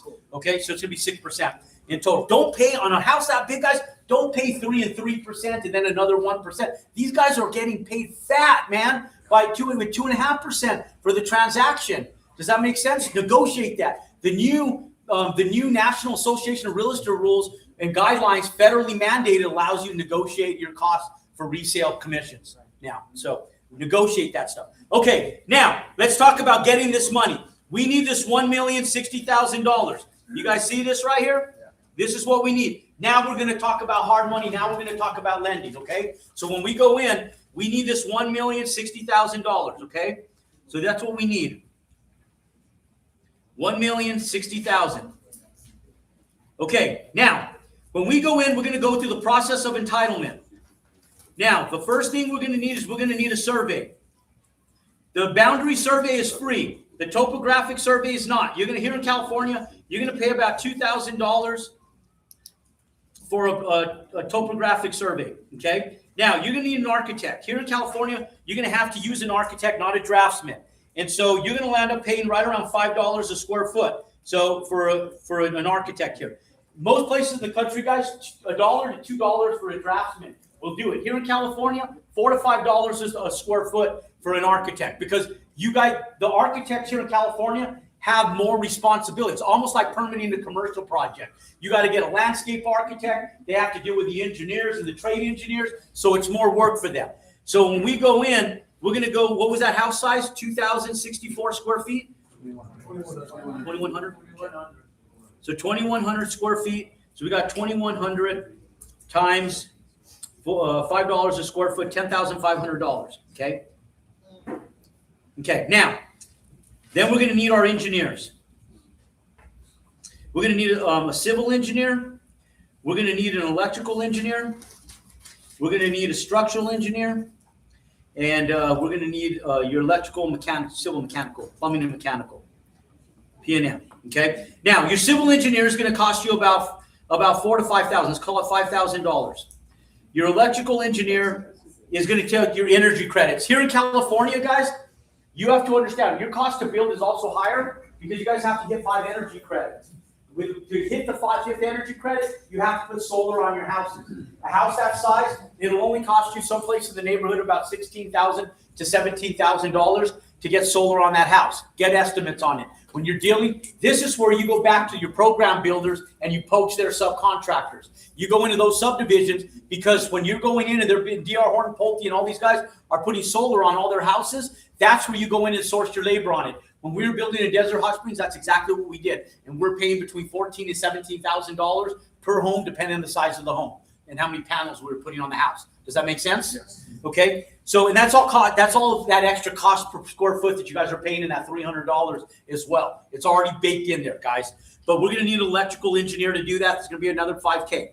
Now, your structural engineer, guys, don't pay these guys more than about $1,500 to $2,000 because all they're doing is they're taking the architect's work and they're stamping it, signing it, sending it off. The draftsmen and the architect guys, CAD and all the softwares, they do all the work for the structural engineers. So don't pay those guys twice, okay? All they're doing is stamping and signing it. Now, the plumbing mechanical, you could probably get most of that done through your architect as well. But let's say that we go in to spend another $3,000 on those guys. Okay, so on the high end, we're going to be about 2 plus 10,500. So we're going to be 2 plus 10.5 plus 5, 10, 15. So 15. We're going to be about $27,000. Okay. Okay, that's a non-negotiable right there, guys. There's about $27,000. So let's say that it costs you guys $27,000 to $30,000 to get that house out of the ground. Here's what's cool. That, first of all, gets contributed towards your equity stack to build the house, first and foremost. Second of all, this is a non-negotiable, guys. You're going to need every single person in here to build a house this big. You're going to at that level, you're going to spend about $27,000.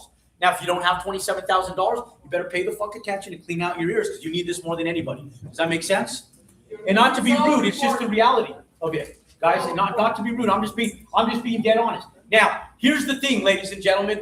When we go in and we talk about this, bridge lenders, guys, this is where hard money comes into play. Bridge lenders come into play is because We can help you guys bridge over that. If you have like a 620 credit score, guys, you can get you hard money.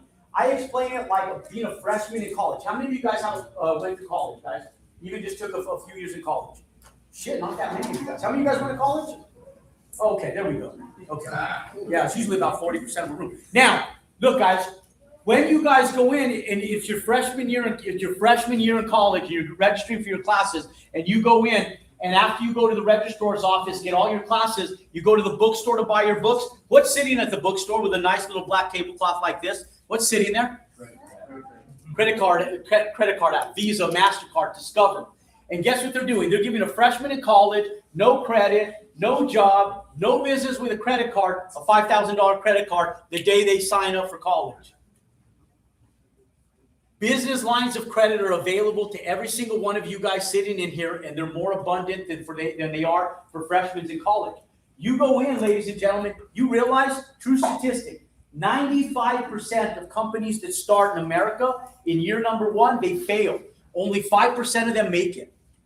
Out of the 5% that make it, 85% of them do not turn a profit until year number 3. You go in, you build one house for $1.7 million. Your gross annualized revenue is $1.7 million. Your net profit in year number 1, $500,000, guys. You're in the top 0.2% of all money earners since the history of Adam and Eve. Does that make sense? When you go to the bank, guys, they are going to give you guys lines of credit. And if you go in and you set your business up correctly, where you go in, you have your EIN number, you set it up with Dun & Bradstreet, you set it up with the Better Business Bureau, and all that stuff, guys, is nominal fees. Guys, we're talking a few $100s. You set it up and register it with the state. Ladies and gentlemen, you guys go down to a Bank of America, they will give you a $10,000 credit card. You guys go in, we use a company called Pathway. When you go in with Pathway, guys, they'll give you guys $20,000, $30,000, $40,000, up to $90,000, and they'll do it when you're a brand new business. And so it might be high interest, you might be paying 20%, but who cares? You're going to land up going in and dissolving that as soon as you get your loan. So what ends up happening, guys, is we're going to go through the process of entitlement. Now let's talk about lending, okay? Trying to get this blue one to come on. Okay. Now let's talk about lending, okay? You guys want to better understand 2 different loans that are available to you guys? Okay. Now, there's 2 different types of loans, guys. The first one is going to be your conventional institutional lending. Now, the biggest thing for me is being able to take all of that equity, that $500,000, and contributing that equity to the actual lending part of the loan. So we go in, we're going to go in, we need $1,060,000. So the one that we need, we're going to put, this one is for our execution right here. This is for us. Now, this one's going to underwrite at $1.06 million, okay? Now, this is going to have the land cost. The land cost was how much again? $430, okay? So we have that $430. And then we have the rest of our build cost, which was $630, okay? So we're going to have our entitlement fees right here. This $27K is going to be here.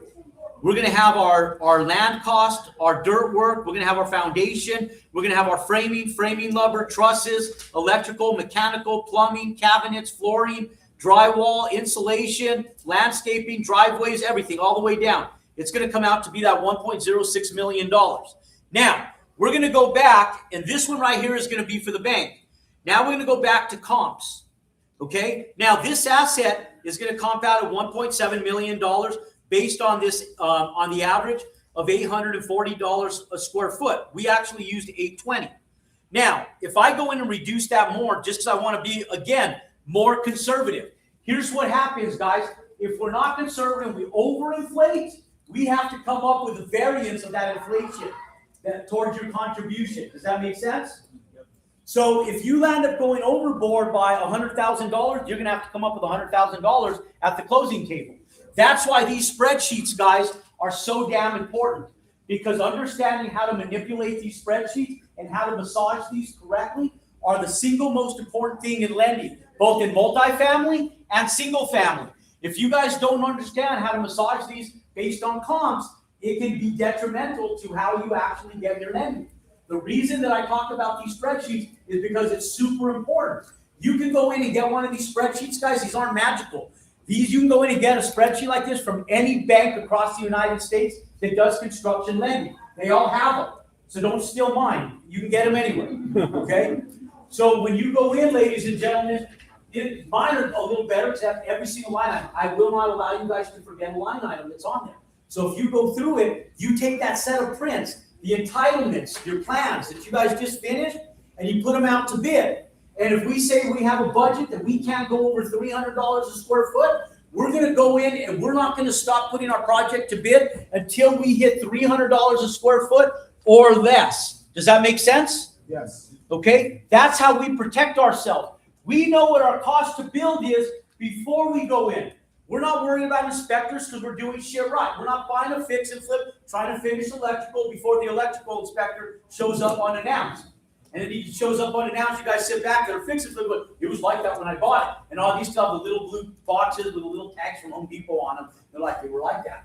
I bought it like that. And the inspector's like, bullshit, pull a permit. And then you guys have to go in and spend another $50,000, right? Fix and flippers? Yes or no? Yes. Right? You're like, damn, I'm going to make $50,000 less now. Right? Now,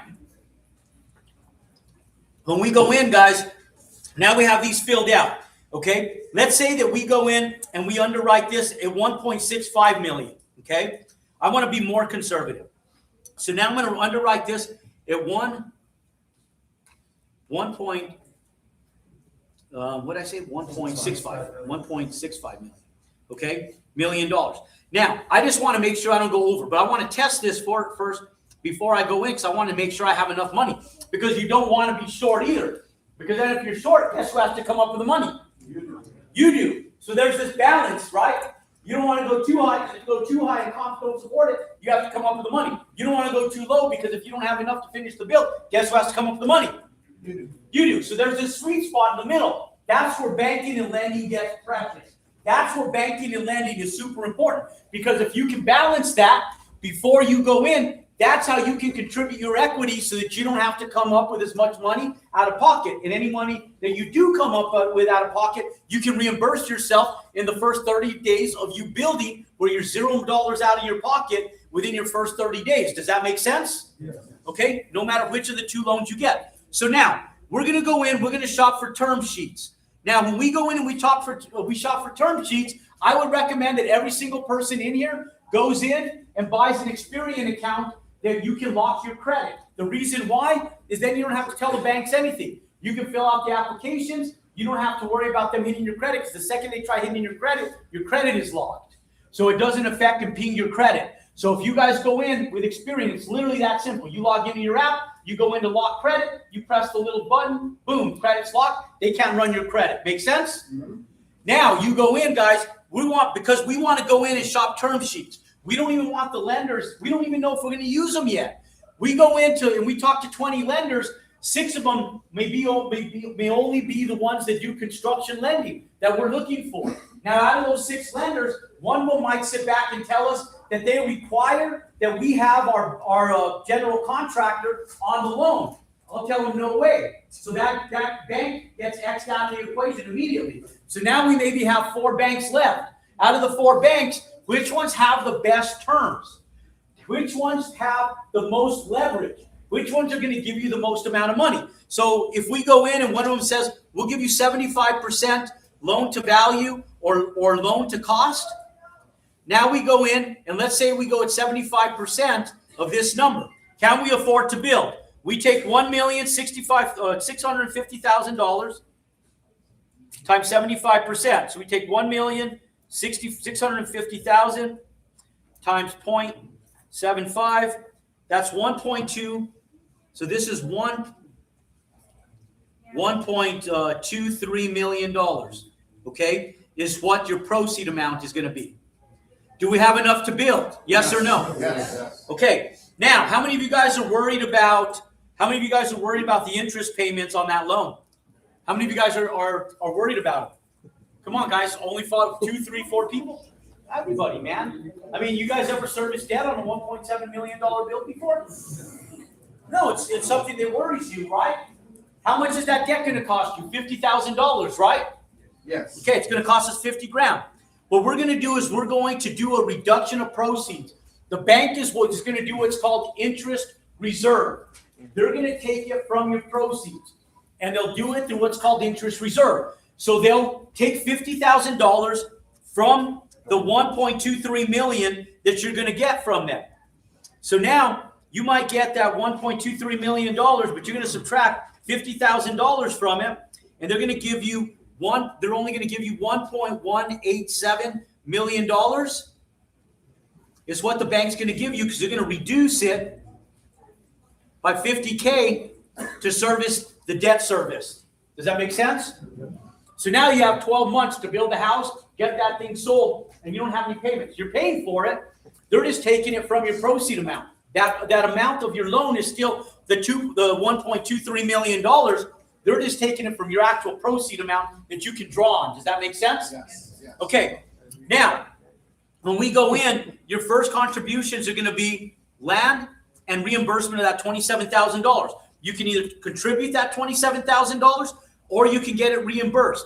I'll go in and I'll get it reimbursed. Here's why. I got to do build number 2. Plus, if I have a 20% interest rate on a line of credit, I want to pay that off. I want to reduce it. Now I have that $27,000 back off my credit card or my line of credit. Now I can take that and I can go utilize it to go start entitlements on build number 2. It's going to take, here in California, it's going to take you as long to get house number 2 entitled than it is to be able to go out and build house number 1. Does that make sense? Yeah. So if you start immediately when you start house number 1, guess what you have in the pipeline the second you sell house number 1?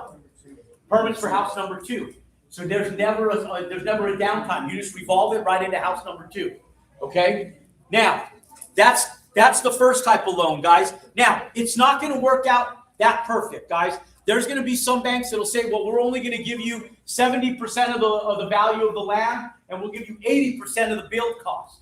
So what you're going to do is you're going to bake the rest of that into the first several line items of your dirt, your foundation, your framing, your lumber, and then you're going to get a reimbursement of your capital right at closing. Does that make sense? Or in your first draw. Now, when we go in and we do that, ladies and gentlemen, like my camera guy, Alec, he's building a $1 million build. It's exactly $1 million. You're going to list the house at $999,000, and he's building a 2,600 square foot house. His credit was horrible. If you guys follow my content on social media, guys, Alec is a great young man. He's 29 years old, but he's still like a kid. He relates better to my 18-year-old son than he does to me. Good young man, but still like a kid. And I'll tell you guys, the reason I tell this story is because I told Alec and everybody on my team they have to build. So if you guys see Enrique and you guys see Steve that we're out here signing you guys in, those guys are building, guys. They don't just work with us. In order to work on my team, you have to be building. Because I tell people, if you guys, we're going in, we're marketing this to you guys, we got to put our money where our mouth is. Everybody has to be building, including my son. He goes in for his contractor's license. He just turned 18 in January. He's going to be playing D1 ball at the University of New Mexico as a wide receiver. And I told him, before you report to start playing ball on June 3rd, you got to get your contractor's license. And he concurs. Him and his buddy Mo. Mo's going to be playing for Utah State, and he goes as a lineman, offensive lineman. And they're both going in for their contractor's license on April 11th and 12th, and then they take their exam on the 13th. Why, guys? Because this business model for a young person, guys, it is like for anybody, guys. It's good enough for my kids. It's good enough for you guys. Does that make sense? Yes. So when I tell you guys this, everybody that's out there building, guys, we're all putting our money where our mouth is, and we're doing it. But the reason I tell you guys this is when Alec came in, it cost him about $47,000 at closing because he didn't tell me how bad his credit was. Within 30 days, he had borrowed the money from his dad. He paid his dad back in his first draw, guys. He's in month number 2. We just applied for his second draw, and his dad's been 100% paid back for 30 days already. And the house is fully framed. They're doing plumbing rough-in, top outs, heating and cooling rough-ins and electrical rough-ins right now. And he has $0, guys, out of his own pocket into this entire build right now. Does that make sense? Doing it exactly the way I just explained to you guys. Now, he did have to come up with $47,000 from his dad, and his interest rate's a little bit higher. So the loans cost him about 10 extra grand, but he's going to make about $280,000 to $290,000 net on his first build, guys. Anybody feel sorry for him that he has to spend $10,000 more?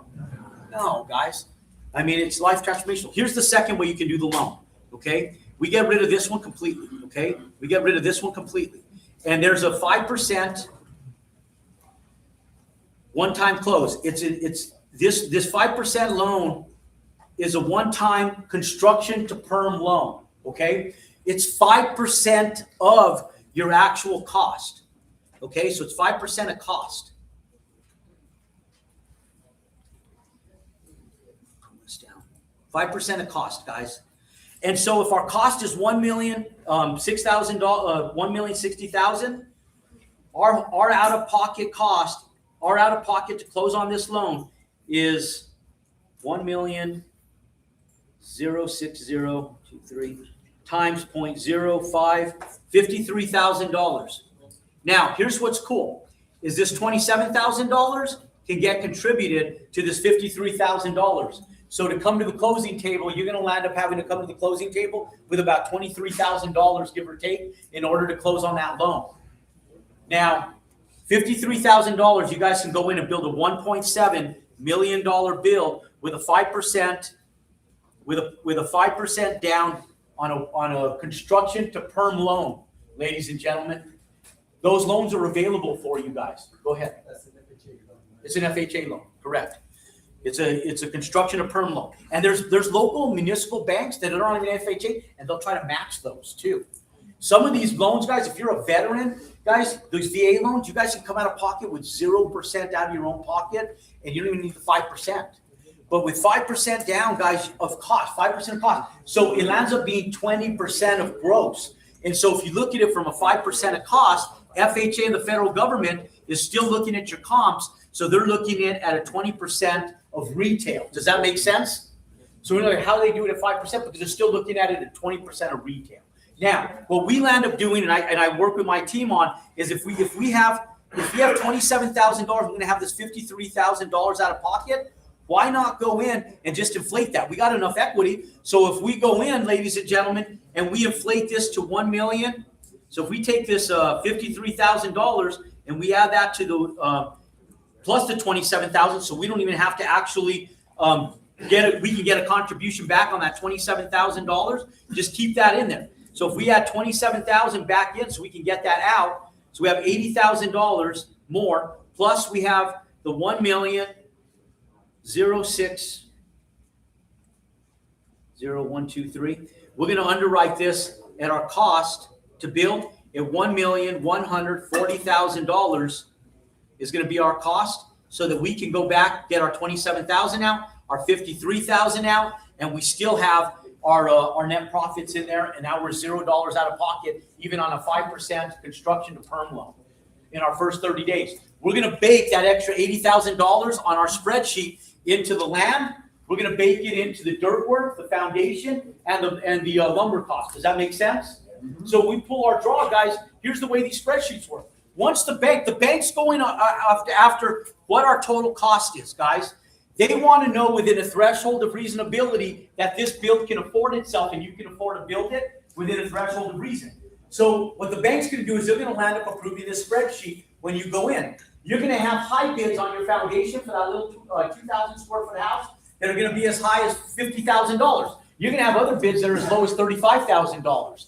And so what you're going to do is you're going to put the higher bid on this spreadsheet. You're going to have dirt work costs that might cost you $25,000, but the dirt work might only cost you $7,000. And so you put the higher one on this spreadsheet. So now when you go in, even if they check your bids, you have the bids to support them. You put those on your spreadsheet. Now you can just go in and you can remove that. Now that doesn't mean you take that money and buy a car. You don't go in and buy a $150,000 watch. You don't go in and do dumb shit like that. You go in, ladies and gentlemen, because if you do, that's called money laundering. They will indict you and you will go to prison for that. But if you're going in, is this $27,000 a part of your build cost? Yes or no? Yes. Is this $53,000 a part of your build cost? Yes or no? Yes. Yes. So if you do a reimbursement of capital within the build, there's nothing illegal about it. The banks approve this spreadsheet. You go in, you get these spreadsheets approved by the bank, and as long as you execute based on these spreadsheets and the build gets done, the bank will approve your loan. Make sense? Yep. Okay. Now, the reason I talk so much about this is for this reason right here. Enrique, right here. Oh, there you are, Stephen. Okay, cool. Look, guys. Now, I'm going to talk about multifamily. You guys got about 10 more minutes in you? Yeah. You sure? Oh, okay. I'm running about 10 minutes past our stop time. You guys are okay with that? Yeah, so. Okay. Now, understand this, guys. On your guys' phone about 30 minutes ago, you guys got a link. The reason I came to California is just the only time I'm going to come to California between now and July. I usually come to California pretty often, but we decided we're always here on the West Coast, guys. You guys are crushing it. California is our #1 community nationwide because you guys are so close to me. Now, our second is Miami in the Florida area because we spent a lot of time in the southern east coast, but we have spent almost no time in the northern east coast, guys. And so I promised the East Coast that I was going to go up there and I was going to do a training on a workshop for them. Guys, we've been having people come from all over the world down here, coming to California and Las Vegas to come to our underwriting workshops. Now it's your guys' turn to go to the Northeast. These workshops, guys, are super hard for me to put on. They're a large commitment from me and they take a lot of time. You won't see any public advertisement. How was Vegas? Amazing.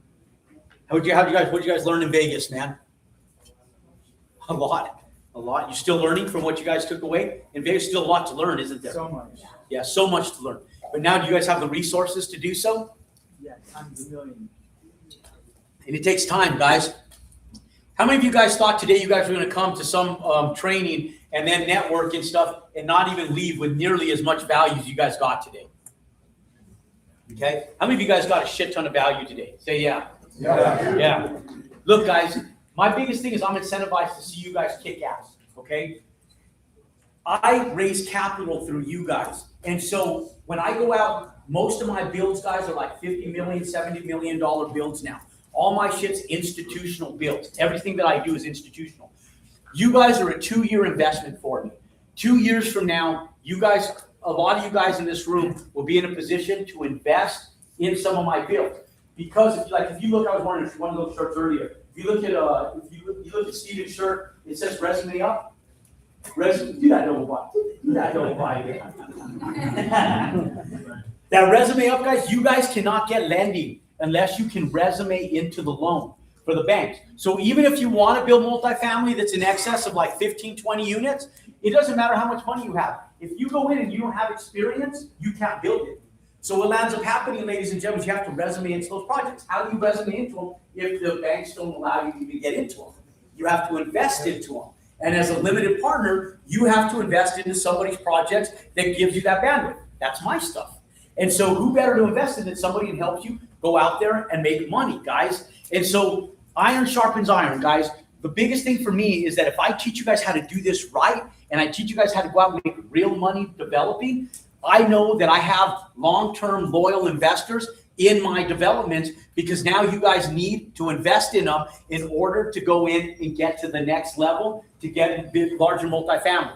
Now, that might only mean that 10 of you guys get to that level in 2 years from now. But that's 10 more investors that I acquired today in 2 years from now from what I did in an hour and a half today. Does that make sense? Yes. Was it worth my time? Yes. Yes, it was worth my time. I will go out and I'll put this room together and spend $10,000 for you guys to come in here and enjoy a free training. Guys, because that's what today costed me to fill all these seats, guys. That's my investment into you guys. You guys paid nothing. I paid $10,000 to come in here, speak and work for free for you guys today. Thank you. You're welcome.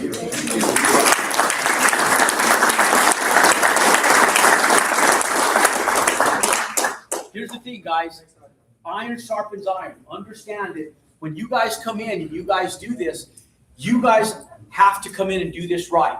Because if you don't, you fail, you'll fail miserably, you'll never enter this industry ever again. So so what I do is I put these workshops together. You can't answer an ad. You will never see an ad advertising our workshop in Washington, D.C. on June 13th and 14th. They don't exist.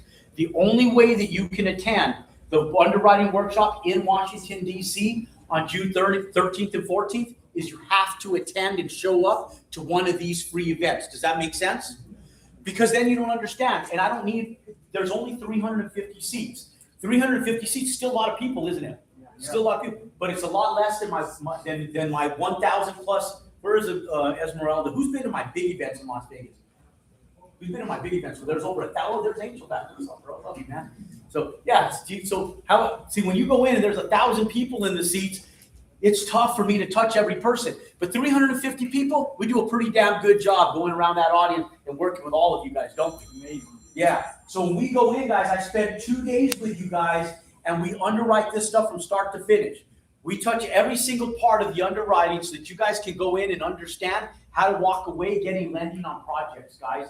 But it takes me about 16 hours to go through it. Now, that doesn't mean you're going to walk away with all the information in your brain in 16 hours, but you're going to walk away with all the information you need. So the only people that get the recordings of it are the people that show up there. So you take notes, you learn, you take it home, you rewatch it like 10, 15 times, and you study that stuff. Once you guys go back in and you study stuff, are you guys studying your guys' stuff? You guys studying it? Are you guys doing it? Yeah? If you guys go back and you study it, guys, you guys will be bulletproof. That's how you go in, and that's how you take. But what we do here, you take it to the next level. We spend 16 hours. Then we take that 16 hours, you go home and you take it and study it, guys. But truth be told, guys, this event will be the last event that we host in 2026.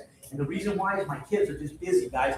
These events, they take a lot of resources out of me. They cost me about $150,000 to put on, and they take a lot of my time. In fact, when I did this, when I was scared to schedule it, because I didn't know when my son was going to start like all his ice cream socials, the fundraising stuff for college. We just want to be a part of that stuff. And my daughter is not doing gymnastics anymore now. She's finished.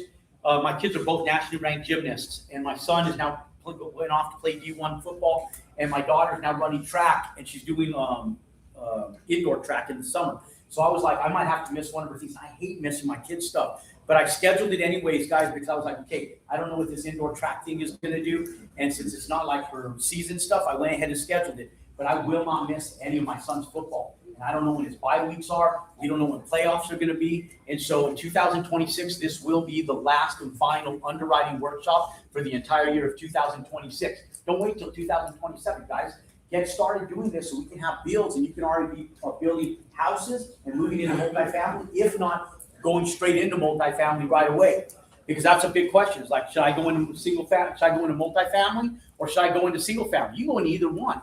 It doesn't matter. I still build single family today. I only build like 2 or 3 homes a year, but I still build them, and I really build them to showcase them for you guys more so than anything now. Okay? But one of the biggest things, guys, is learn how to underwrite real estate. What we're going to do on Saturdays is in the morning, guys, we build business lines of credit. Then we roll straight into these spreadsheets on single family builds, and we run through them with your guys' projects. Now, I'm the only speaker, guys. I don't bring in speakers. You guys don't need motivation. I'm your only speaker. I will train you guys for 2 days straight. I'm on that stage, and it's exhausting for me, but I go in and how was Abraham Lincoln? Amazing. Yeah. How many of you guys didn't even know that was me on stage, man?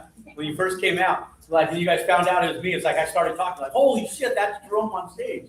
You know, how cool is that though? Pretty freaking cool, huh?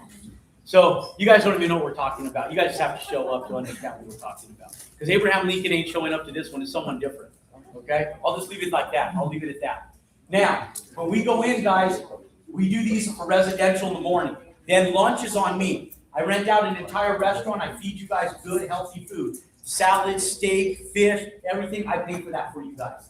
Then we go in the afternoon, and we underwrite multifamily in the afternoon. And we run through these spreadsheets, but we run through not just the cost to build, but the value of the asset.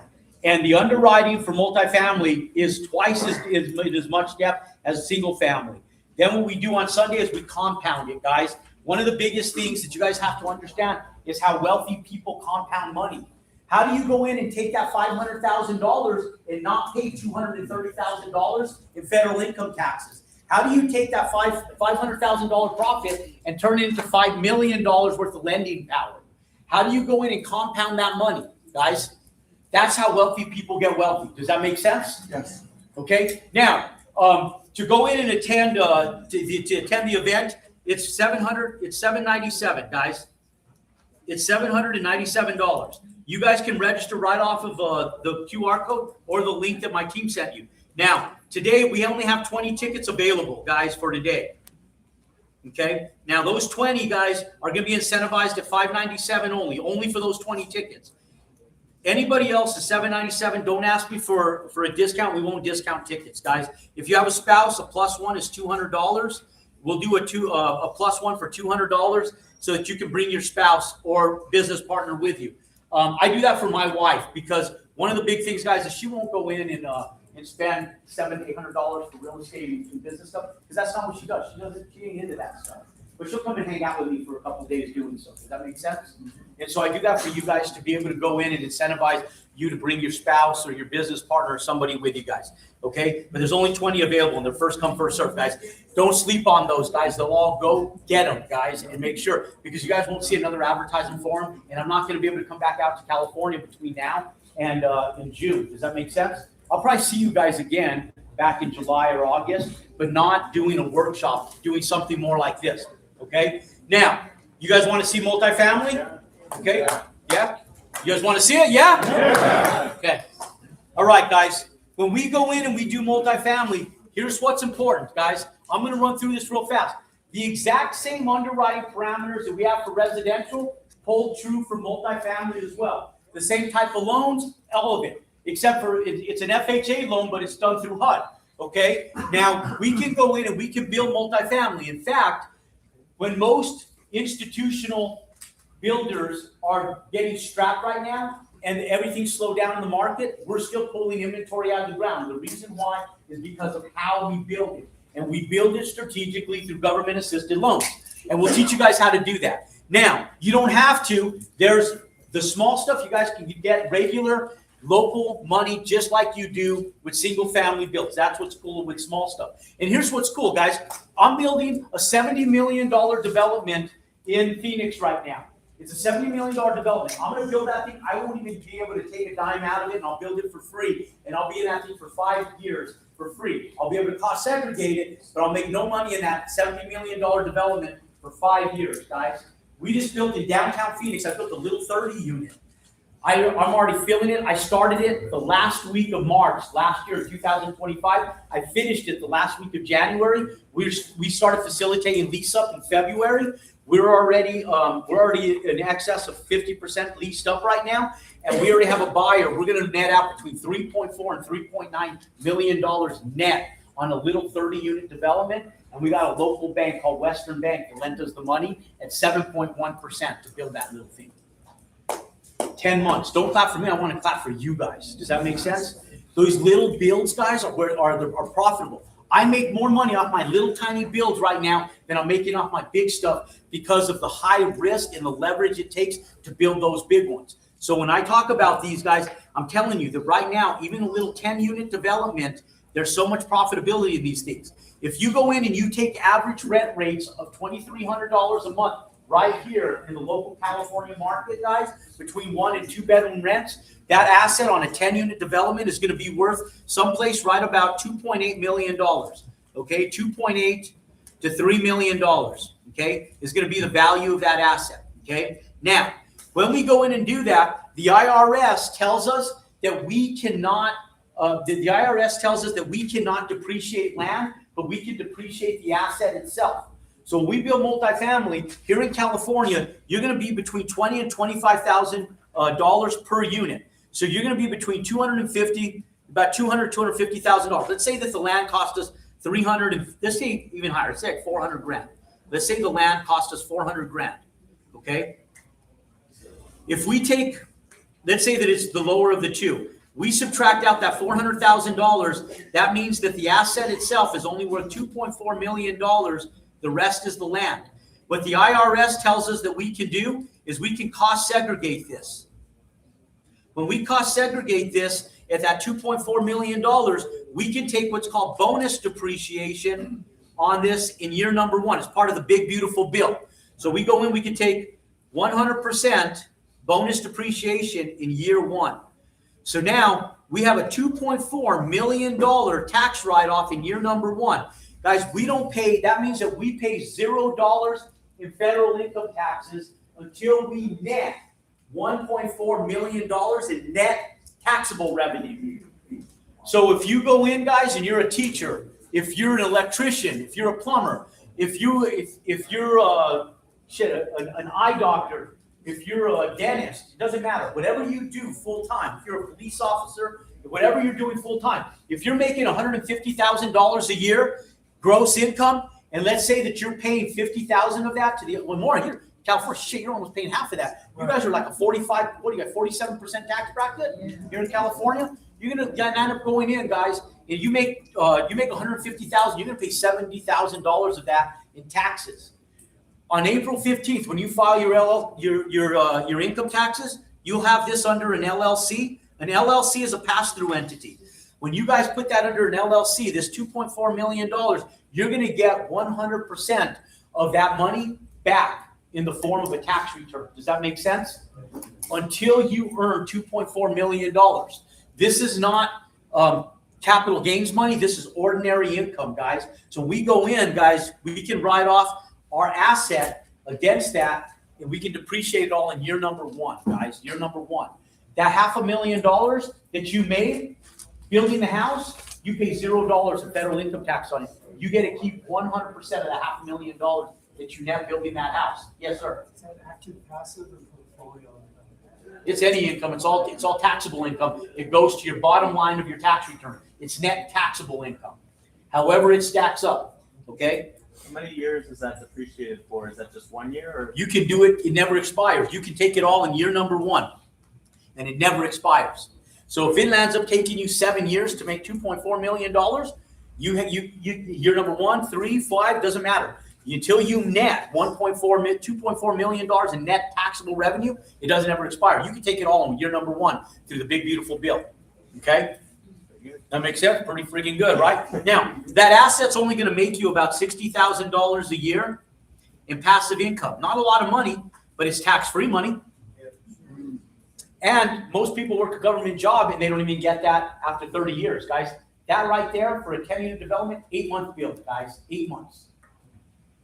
You go in and do that, you have $60,000. Here's what else is cool. You'll have about $750,000 in equity, probably more, in equity in this. Now, when you go back in, you refinance this, you can pull about $300,000 of that out in what's called a cash out refinance. That doesn't even go against your $2.4 million because it's a loan. So now you pull $300,000 out of it. You still keep the $450,000 in equity. You still cash flow. You still have your cost segregation money. And now you put $300,000 of your equity into your bank account tax-free. When the market improves, interest rates go back down. When that asset goes back up in value, you can refinance it again and pull another $400,000 out of it down the road from now, and it'll just continue printing cash, and you still have your $2.4 million. Why would you sell it? The only time you sell is when you're ready to build a 30-unit, 40-unit development. The reason that I'll sell my little 30 units is because I have 208 units that I'm putting up against it, and plus another 150 and another 171 that we have under construction right now. So to sell 30 units, no big deal. I'll take the money, I'll use it for my equity stack, and I'll pay $0 in income taxes on all of that $3.4 to $3.9 million that I make on Taylor Street. Does that make sense? Sir. When you guys look at my social media, you guys see me driving around in dumbass cars like Lamborghinis and Rolls Royces and Ferraris and stuff. Like I bought a Ferrari last year. We bought a G-Wagon last year. We spent over $1 million on cars last year, and they're all tax write-offs. You guys, it takes work for me to drive those friggin' things. I'm like, Alec comes over to video record. I'm like, we should probably record in one of the cars. We should probably take it off. We should probably take it out for a drive so the batteries don't fucking die. And that's like the reality, guys, because the older you get, guys, you guys know, all of you guys that have some maturity behind you, it's not about the cars and stuff, guys. No one gives a shit about that stuff. The young kids do, and it's like, we'll show it off. Guys, their tax strategies with a big, beautiful bill, I write off 100% of those cars. So I would go out, right? I was a little short on cost segregation money because we ran out of it last year. And so we wound up buying $1 million worth of cars, so I didn't have to pay income taxes. Does that make sense? I drive them for free. They pay for themselves. Okay, so they're not as stupid as you think they are because they're tax write-offs. Okay? Now, guys, I'm telling you, multifamily is where it's at, small multifamily. And we don't just build multifamily. We build warehouses. I just finished one up in DeKalb that's 155,000 square feet. I have a project down in Sholo, Arizona right now that's 74 acres that we're building out self-storage, modular homes, and custom homes, and it has a multifamily component to it. But I'm telling you, don't get confused by all the noise out there, guys. There's profitability in a lot of different stuff. But if you guys stay focused on the two most vastly needed pieces of real estate in today's world, it's single family homes and multifamily, guys. It's not going any place in our lifetime. There is such a deficit of housing, it will take the rest of our lives to just fulfill that. Why get off focus? If you find a one-off deal that like works, do it, but why not just focus on what really, really makes money, guys? Where are you finding your deals? All over, bro. All over. There's no lack of deal flow. You know, I do a lot of strategic repositioning of old distressed assets. So when we're doing multifamily, one of the things that I tell you guys is that find an old gas station, tear it down. Find an old bank that's empty, tear it down. I found an old bowling alley, tear it down. If you guys look at my Youngtown project, it was an old office building. I tore part of it down and part of it I converted. You know, so we do a lot of strategic repositioning. But some of my best land comes from shit that I find that I just tear down. And we even found, like when we did our Kirkland project, guys, I had found a house in Kirkland, Washington that someone had just dumped $200,000 into renovations. And so I couldn't even tear it down. I donated. We lifted it off the foundation and we donated it to a church. I got a $500,000 tax write-off on it, strategic repositioning. Where that one house sit, we built 4 homes. Does that make sense? On that one lot. ADUs, guys, ADUs. And so when you guys understand that there is opportunities right under your guys' nose in your own backyard, it's right in front of you. You guys are passing this stuff every single day, ladies and gentlemen. Every single day, you're not even paying attention to it. There's this little town called Bernalillo in New Mexico. It's an old, little historic town, and it was Route 66 ran through it. No one, how many of you guys have heard of Bernalillo, New Mexico? Never. One person from I New live Mexico. in Rio Rancho, so. You live in Rio Ranchos. There you go. 2 people. You lived in New Mexico too? That's the only reason you've ever heard of Bernalillo, New Mexico. Guys, nobody knows where it is. Guys, I'm building a little 30-unit development that's an adult active living facility, and it's going to be a high-end luxury build, guys. It's going to be worth $15 million. I'm going to land up keeping it, but if I wanted to sell it, I can make $6 million on it, and it's a 10-month build. We're about to turn dirt on it here in the next 60 days. Does that make sense? Mm-hmm. Guys, I'm telling you, they're like goosebumps when I talk about something. Man, there's like so much opportunity right under your guys' nose. How many of you guys want to come in and start building this stuff right away? Raise your hands. Okay. Here's the thing, guys. How serious are you guys about your education? Very serious. Here's the thing, guys. Here's the thing. The only reason that I've been able to do what I've been able to do in business is not because I'm great at what I do, guys. I've gotten great mentors that have given me the ability to do what I've been able to do. When I was in my young 20s, back in 1993, when I first became self-employed, I had a gentleman, his name was Bill. Bill helped me, took me under his wing, but I paid Bill a shitload of money in mentorship. I would fly out to different cities and follow him around to do it. I went broke for like 3 years, didn't know what I was doing. Some of these folks that are working with us now, they might take 2-3 years to get a build out of the ground. Then there's going to be people like Bruno or some of these other people that just pull a build out of the ground in the first 30 days of being with us. And then everybody else in between. Not saying that you guys are going to take 2-3 years. I'm just saying, just for theoretical examples, man, that there's going to be everybody in between. But you have to be willing to invest in yourself, guys. This is one of the hardest industries in the entire world. It's a real business. Does that make sense?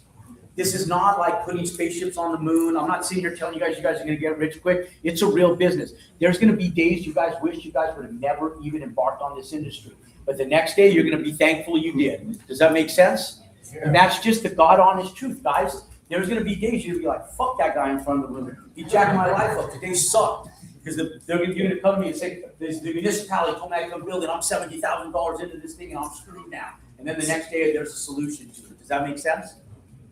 Does that make sense? Yeah? Yeah. Guys, I'm just leveling with you guys. I'm telling you guys the God honest truth. This is a real business, guys. But it's a real business, and it's the only business out of all the shit I've owned. I owned a lot of stuff, from high-end restaurants. I was the largest Subway franchisee. We owned beauty salons, Aveda salons. We owned big concrete companies. We owned sales companies. We've owned dance schools. We've owned a lot of shit over the years. This is the only company that we still own that we opened up almost 30 years ago, guys, and it's been the most profitable.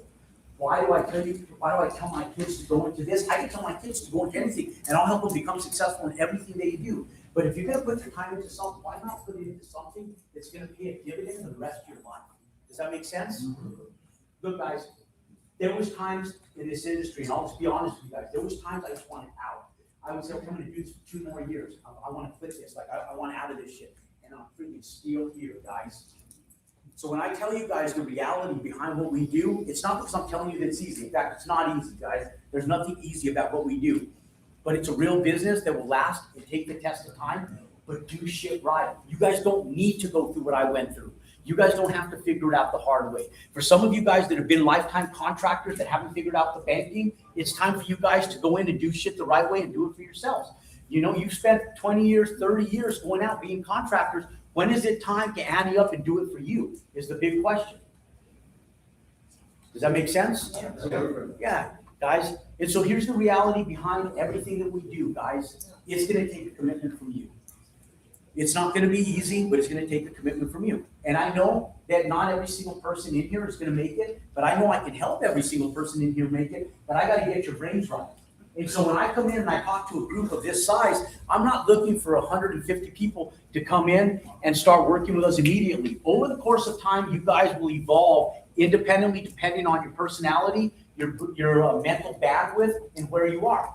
But what I also know is there's probably about a dozen of you guys in here that sit here right now today that are sitting back going, I'm ready.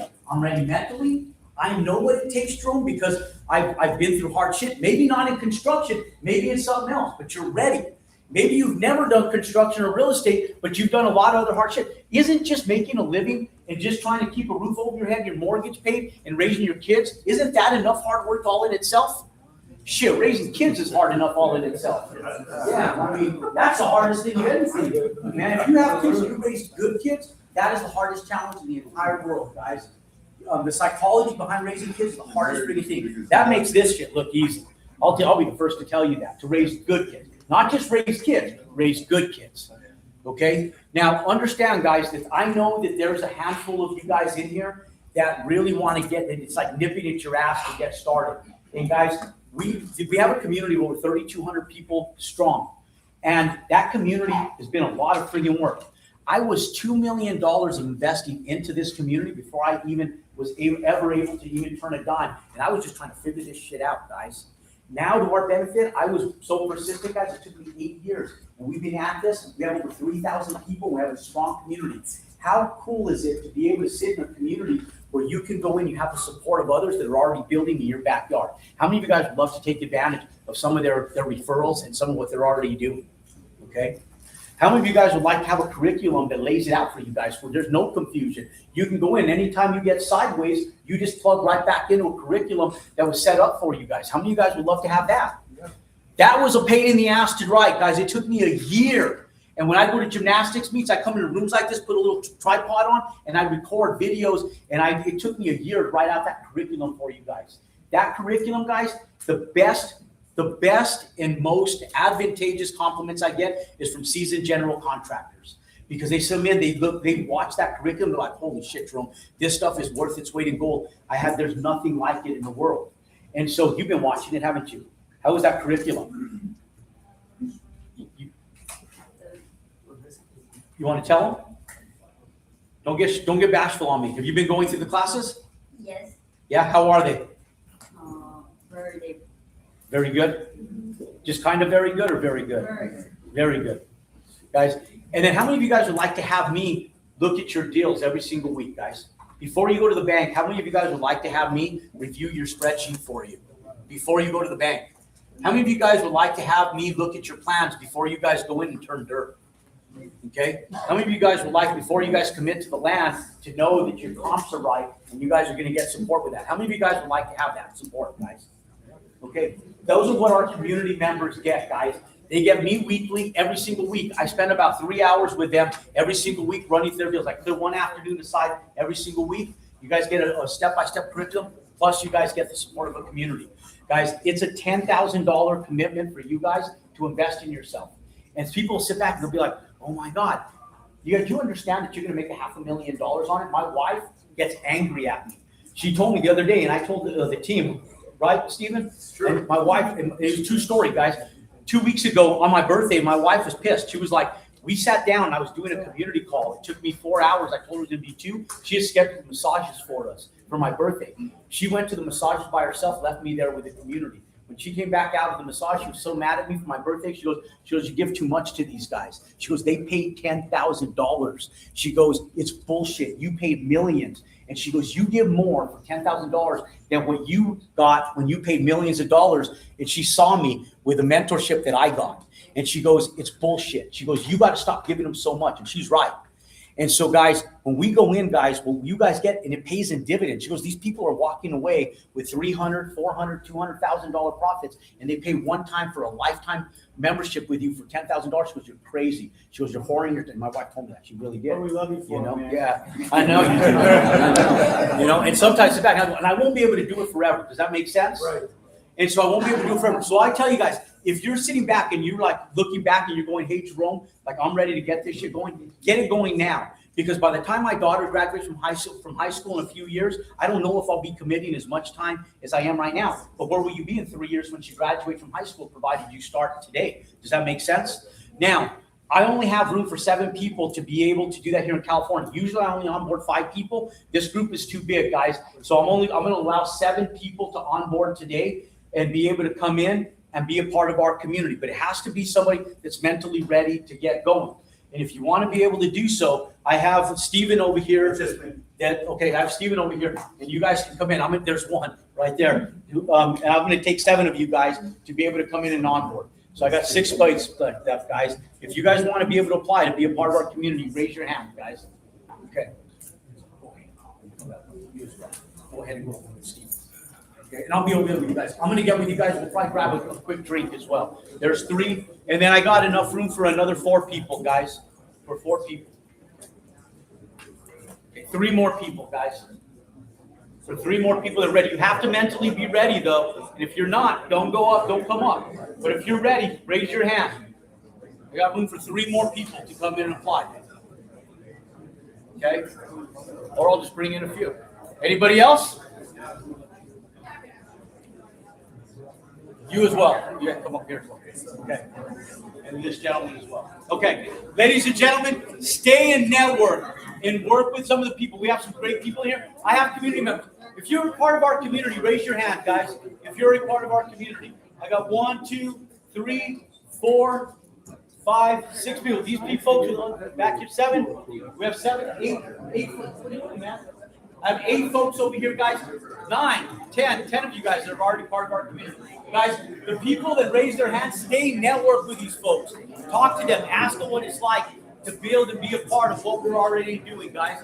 Thank you, guys. God bless you guys. Appreciate you guys coming out. Thank you.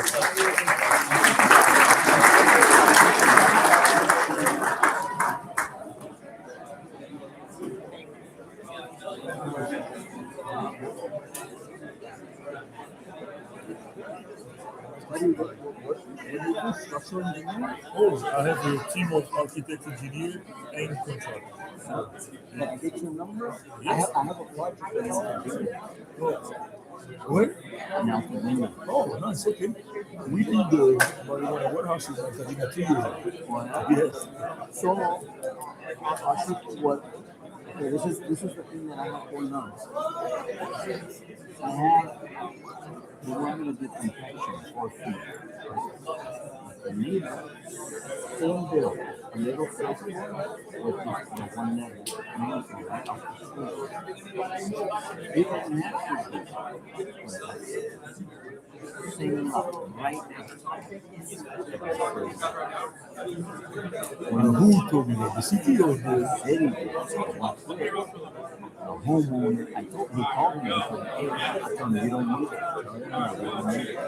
What happened was he got a design return from the ice. So many things.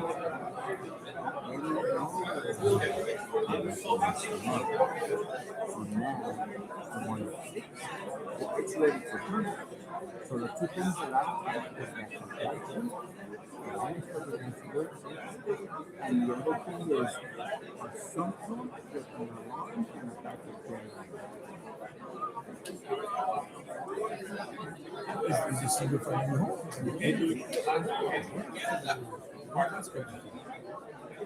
Same people. Yes, he said, and I was like, bro, I know. I said, I know you get it, but I know you don't need this. This is like some industrial shit. I know you need this. So I want to get somebody else.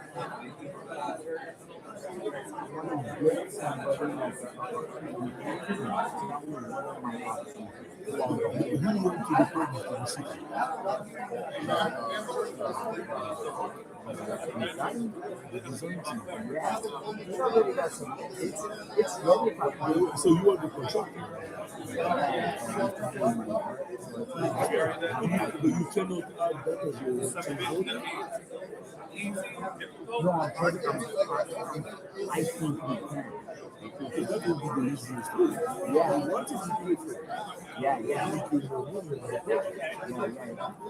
No, but that's why I want whether or not somebody told me that I need a structural engineer because they have to do No, you cannot say no.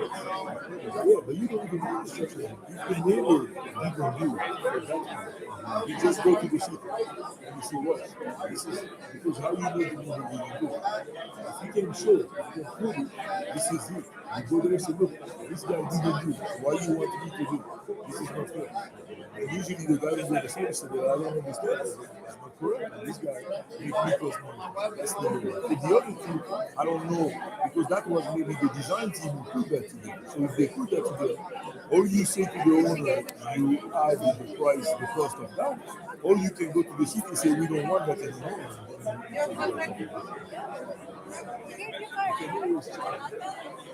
Yeah, no, I know you could do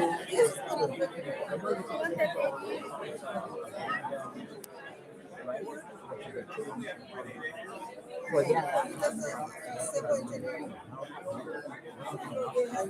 Or is the owner will pay you more because it's a change order, or you go to the city and say you don't need that anymore. But the construction part is the owner is even do it and you can prove it, you don't have to do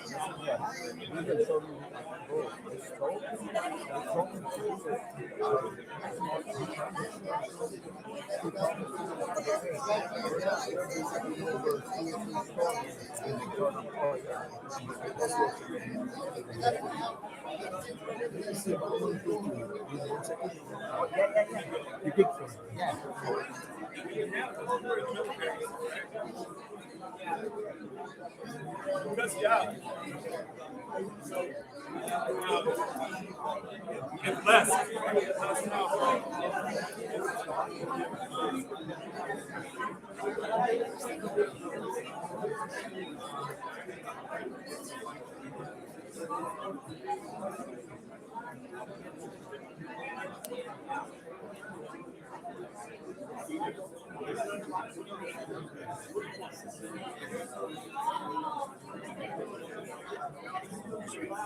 Okay, go to the restaurant.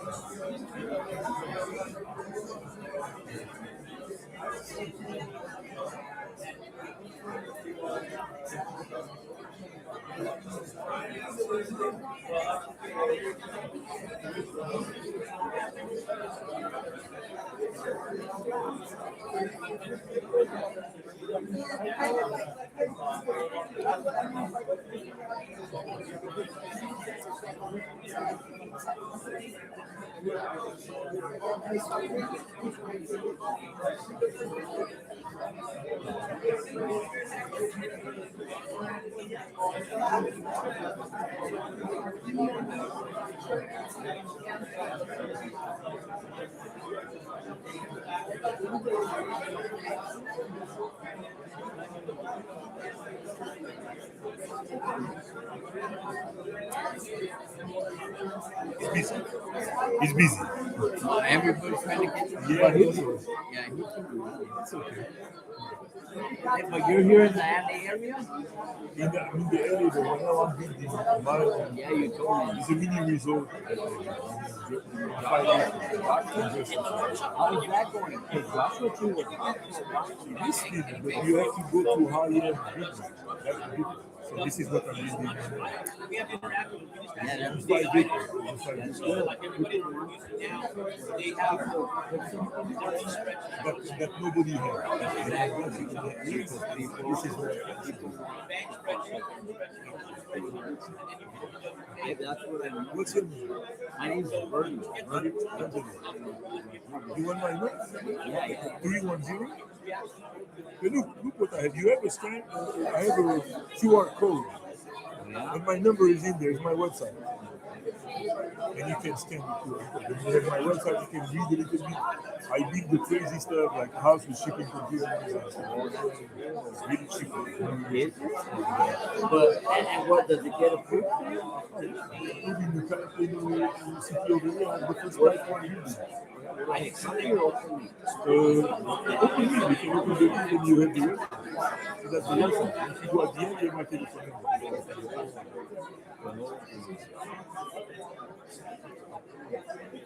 Let me show you what I did.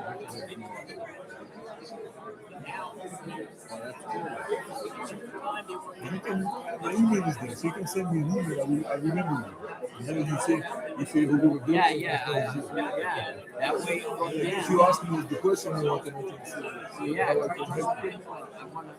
So he's my friend. I am an attorney.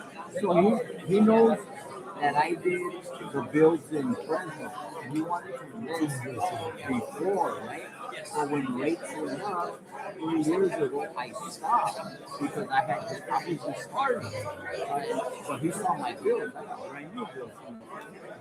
So he said, hey, and I said, wait, no, hold on, because I got it in the company. He got stuck with a bill for 1 year. The good thing is, he ended up paying. That's what you do. If you start, you Yeah. But see, but I didn't have the capital to sit back. I had to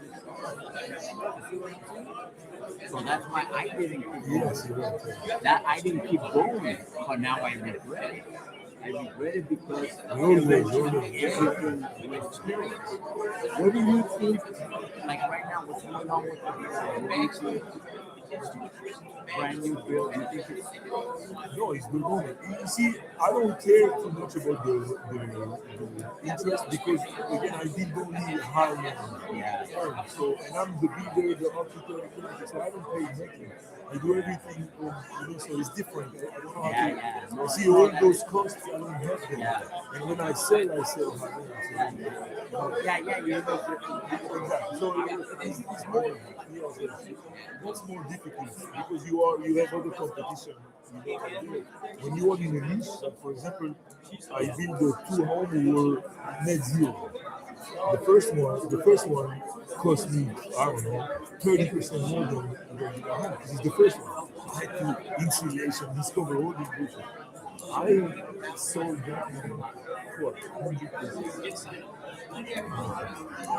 Second one, immediately, and you know how to do what to put, how to have this type of, because you have niche, you have people who are ready to buy for them. I don't want to go to fight with everyone in the same category. And you do one, it gives you a year and a half, but you make the same. It's not it's more fun also. Because you know the one here in Joshua Tree, I'm doing concrete, all concrete. So all walls, through concrete, roof concrete, everything concrete. and then you sell as an investor from the house or credit. And people, so a few that people are interested in, and that what they want to give you a look around. So you see, go to a niche market instead of going to old market. Everyone is saying. Yeah, I agree though. It's a little bit easier. Exactly. Okay. Nice to meet you. Yes, yes. I'll give you a call. Okay, no problem.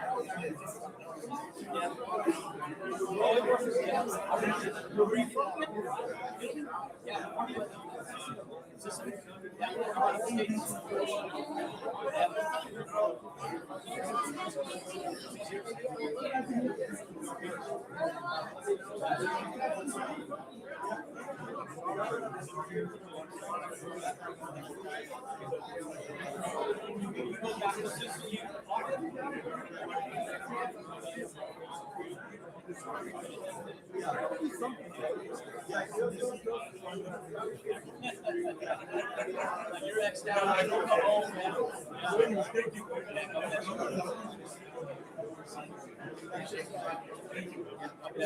What's up, man? How you doing, brother? Yeah, how you doing, man? It's good to see you, yeah. Yeah. We're getting a build out around yet? You gotta get one, bro. Somebody come back in, I got you. It's go time, bro. It's go time. I got you.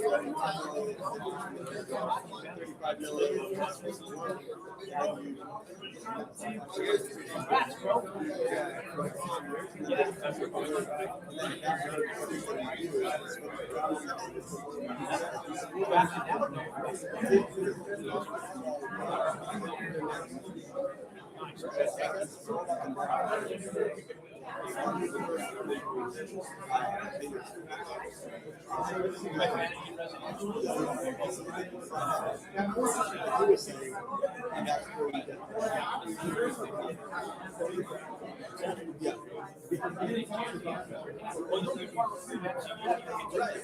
Get started with any stuff tonight.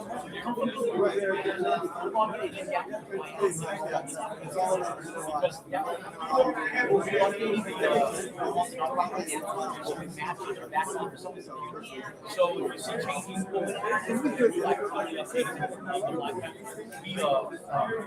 we had it up for a long time.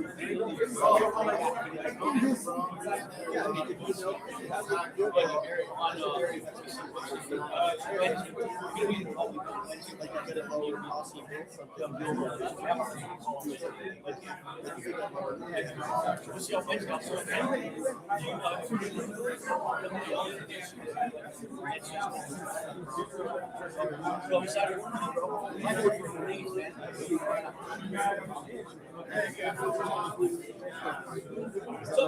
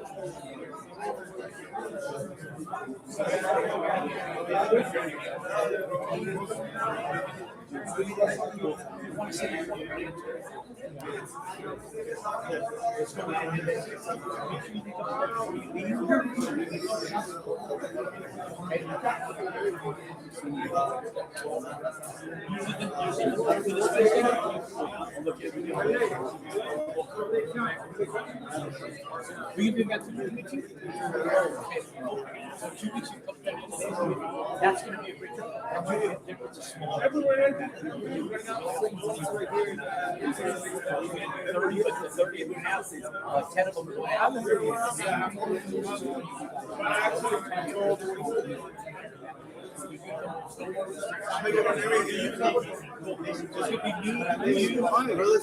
Adam Anderson and Adam Brooks. So I'm four, and I know now my son.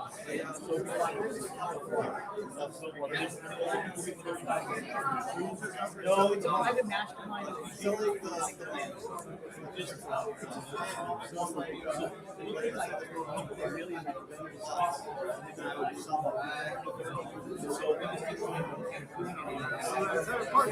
He sells his entire not just one little house.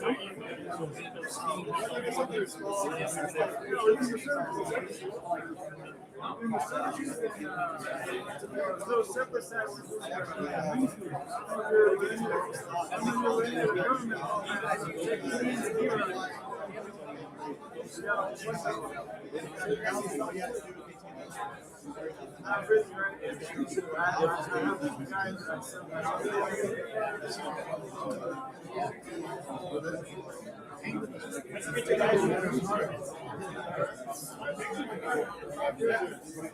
No problem. I have a question. So you're sitting in multifamily. When your home stays, I'm curious what he thinks of my asset class.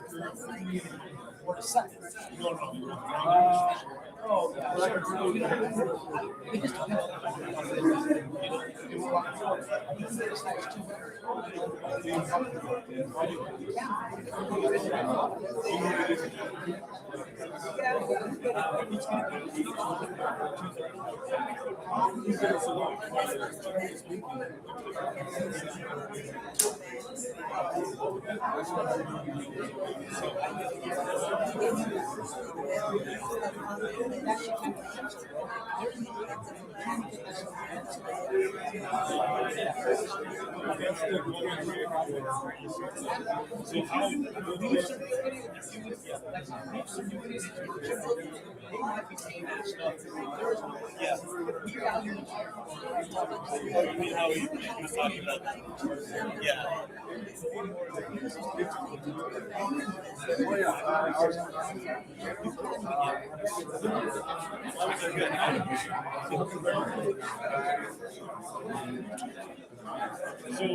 So something's off. That's why I like to. It's the underwriting, that's why.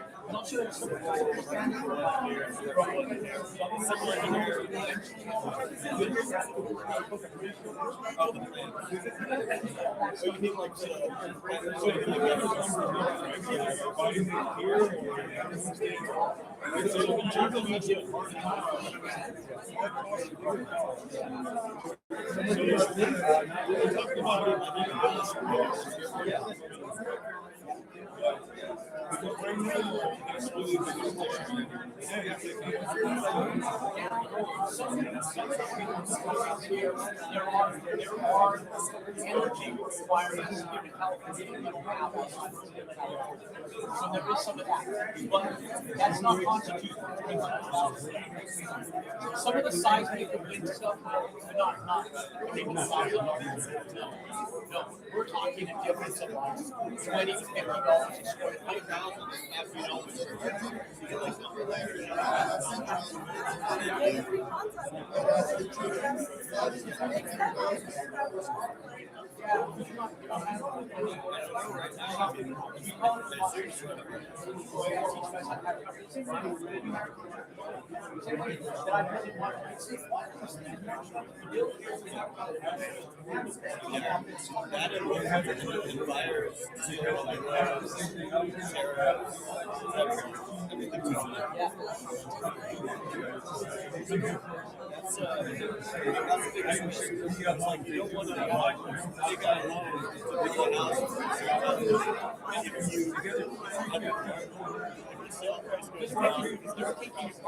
You'll never make money off that. That's their business model. You're talking about companies.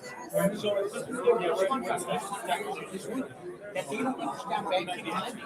They'll build it for you and get a square footage price variance. They'll build it for you fixed cost, just a straight fixed cost. They'll do it at cost plus. Like the banks want to see cost plus with a maximum budget parameter on there.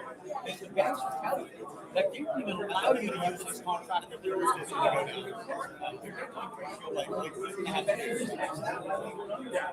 why would you, before you go to underwriting, loan officers stop you and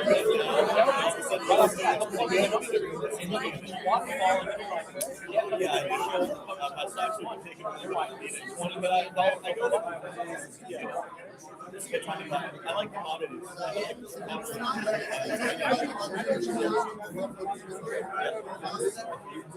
Yeah.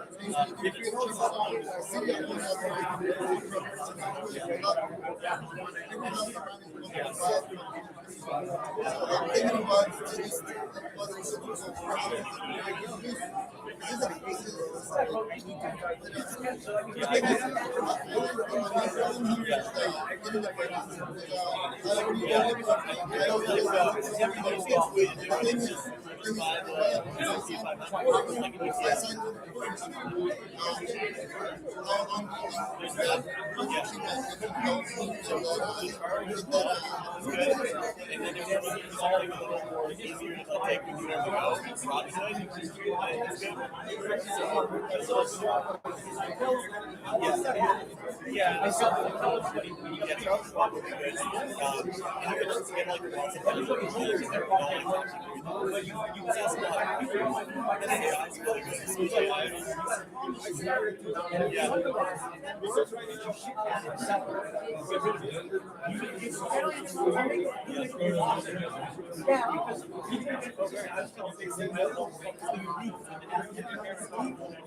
you know, because I had this lady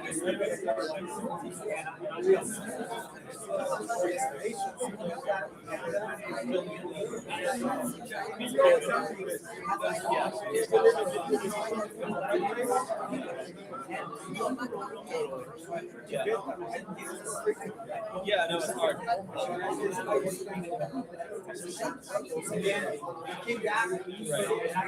Yeah, someone lost it to do it. It's like that's a good deal because that's less fish to do. I used to run an AI. So I using AI yeah, well, it's sort of like an AI reception. So you got a call and yeah.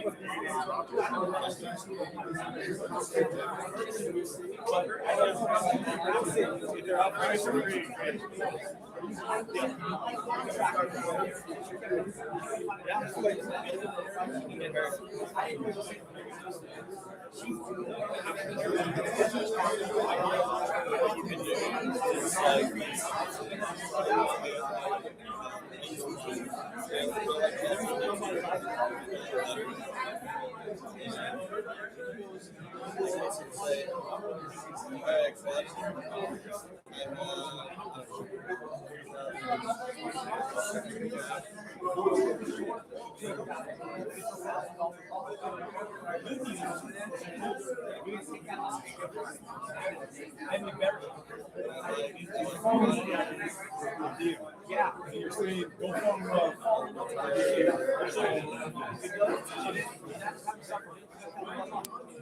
She's very good and built out 2 years.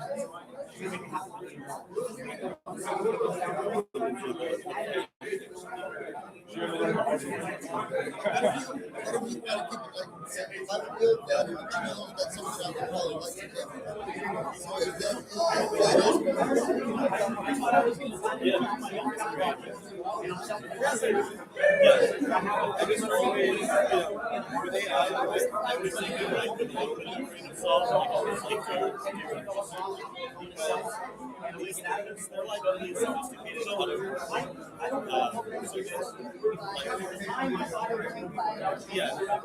But I think it's like train on every book in existence. Train on the narrative. So you're gonna get some good stuff, you're gonna get some bad stuff. The quality is your problem. I'd love to learn more. But you know, don't feel like a lawyer. Treat it like Do you also check deals in Southern California? So I have one that I think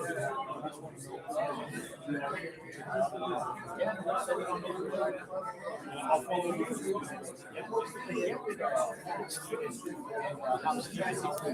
I'll ask you.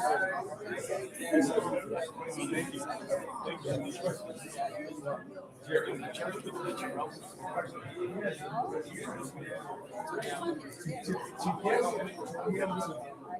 Bill,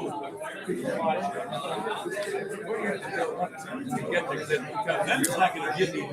No, because that's how I invest capital. So you have to invest in one line. So like right now, we adjust our what we pay out on returns based on market circumstances. Like we were giving 8 to 12% returns on dividends.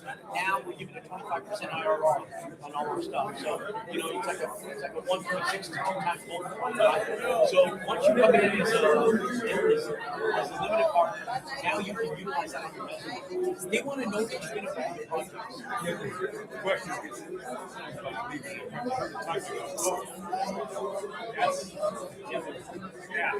Yeah. Because if you're going to stay small, if you get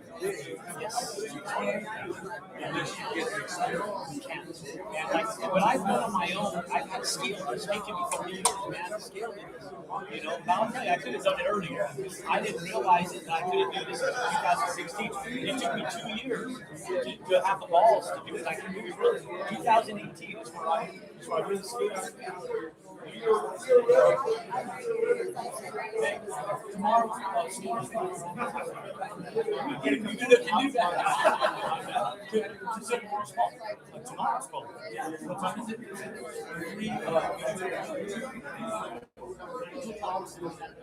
3 tomorrow. Wednesday. So, yeah, excited on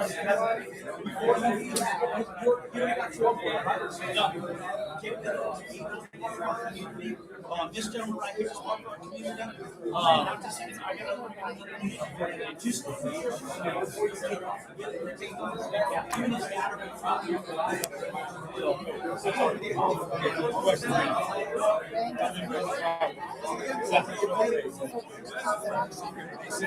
Typical bill, a bill could be 45 units, okay? But if you go affordable housing,